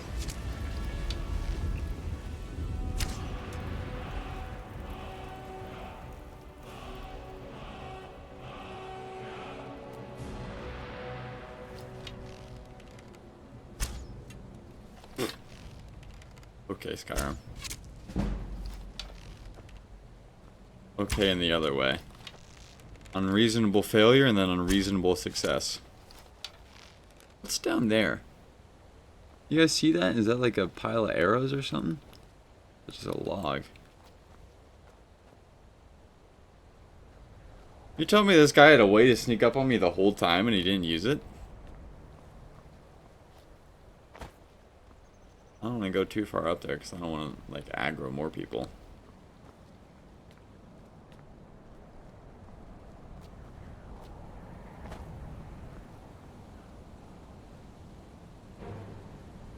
There you are. Isn't this poetic? Who else is angry at me right now?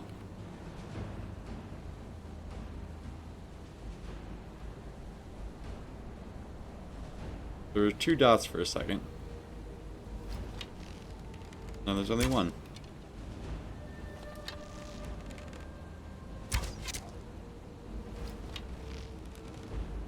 This is the climax of the episode, people. It's what it's all been building to. Trick shot!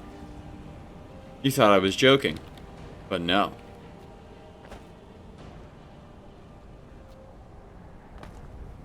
Totally planned that random, whatever you want to call that, slow-mo highlight. Alrighty, well, ladies and gentlemen, here we are. Standing aside the bones of a slayed dragon within the scorched entrance to Skulldathan. Poetic entrance indeed. I'm looking forward to joining, hopefully having all of y'all join me when we come back next week. It's going to be Monday. Usually we do Skyrim on Mondays. Last week was special because of health issues in the family. Next Monday we'll be back here and we'll finish off this part of the story. We'll either get all the way to fighting Alduin or at least make it into the halls of Sovngarde. So stay tuned for that. Thank you all once again for coming out tonight. I had a blast. Yeah, I hope you guys enjoyed the stream. Let's get into our memes and then we'll call it a day.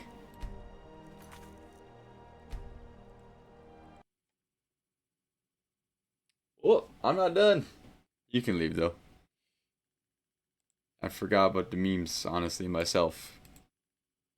But the memes never die. What else we got? This is from our meme page, anyone who's still here. If you follow me on Instagram, I'd be happy to add you. At me with a message, shoot a message to me, and I'll put you in there. Or you can go to our Discord server. Both of those things are linked in the channel description on Twitch. Or YouTube, wherever you're watching this. Oh yes, we've seen this one. Yes, it does. Oh yeah! We're looking to Steve Harvey one. What's that? What the? What cursed Justice will be swift! set of videos? What am I?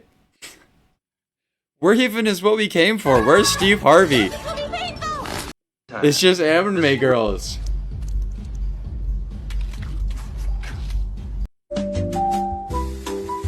What the fuck? What is this curse? Here we are. Okay. Streaking, going nude. Running through. Letting it all out.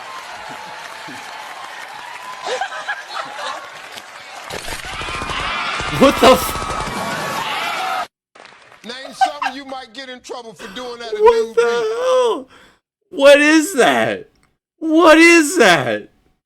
No! Everything was wrong. Everything was wrong. No more of that. Oh my goodness. Even Alex. Even Alex, the Lord of the Memes, was taken aback by whatever depths of depravity we just ventured into. Some not safe for work stuff in there too. Oh my goodness. I don't know what weird anime waifu stuff that guy is into, but that Jacob guy. Let's see what Alex got us. Grammy's first on the boat! Oh my god. Got it? Woo! Grammy's first on the boat! Oh my god. Got it? Woo!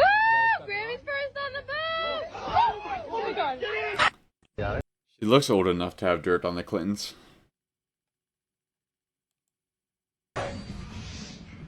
Time to go. Time to go. What?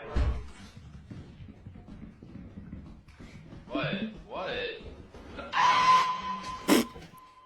That's me.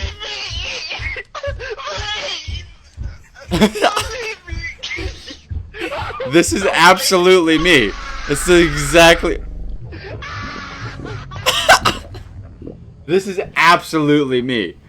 When something happens to me in a video game, I get so into it.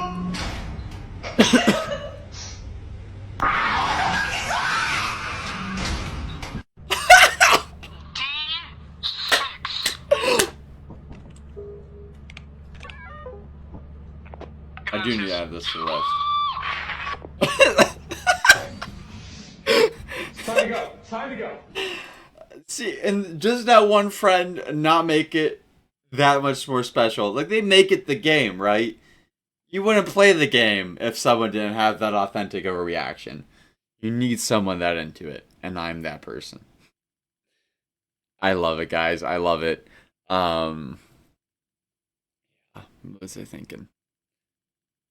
We gotta give me playing more Battlefront 2. That's where you get that out of me. But I do need to get Lethal Company. I'll have to check how much money it is. I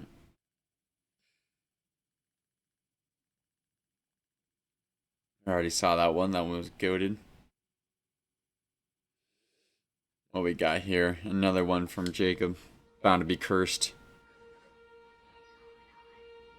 Oh no. Remember. No!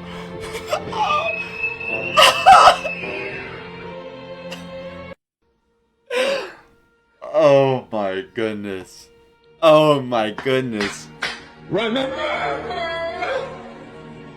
Dad's gotta teach him somehow. Dad's gotta teach him somehow. That was me in the parking lot of so many events when I was in high school. I would be like a minute late, and my dad would like have the door open, and as soon as I got close, he would slam it shut and he'd start driving off, and leave me there thinking he wasn't gonna come back. And you learn to not. Well, I clearly didn't learn to not be late, but I learned that being late is important, and he would come back. But I would have to wait. I'd have to wait like I made him wait. I am somewhat chronically late. My family was joking recently that I should be late to my own funeral. They should roll the casket in late. And funnily enough, I also had a long labor, so technically I was late to my birth too. We already watched that one. Okay, we gotta save some memes. This is a new one. Oh, this one came in while we were streaming, so I gotta watch this. There'll be plenty next by the time we stream on Monday. You know what that means. Fish.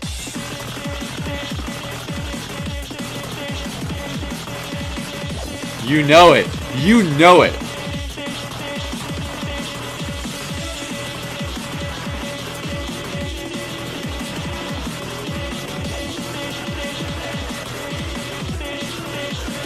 Yeah.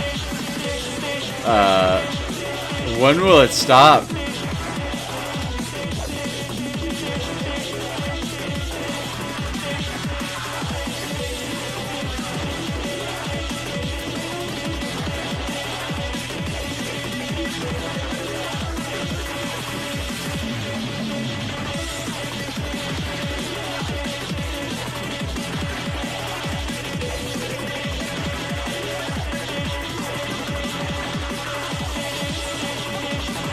You know what that means.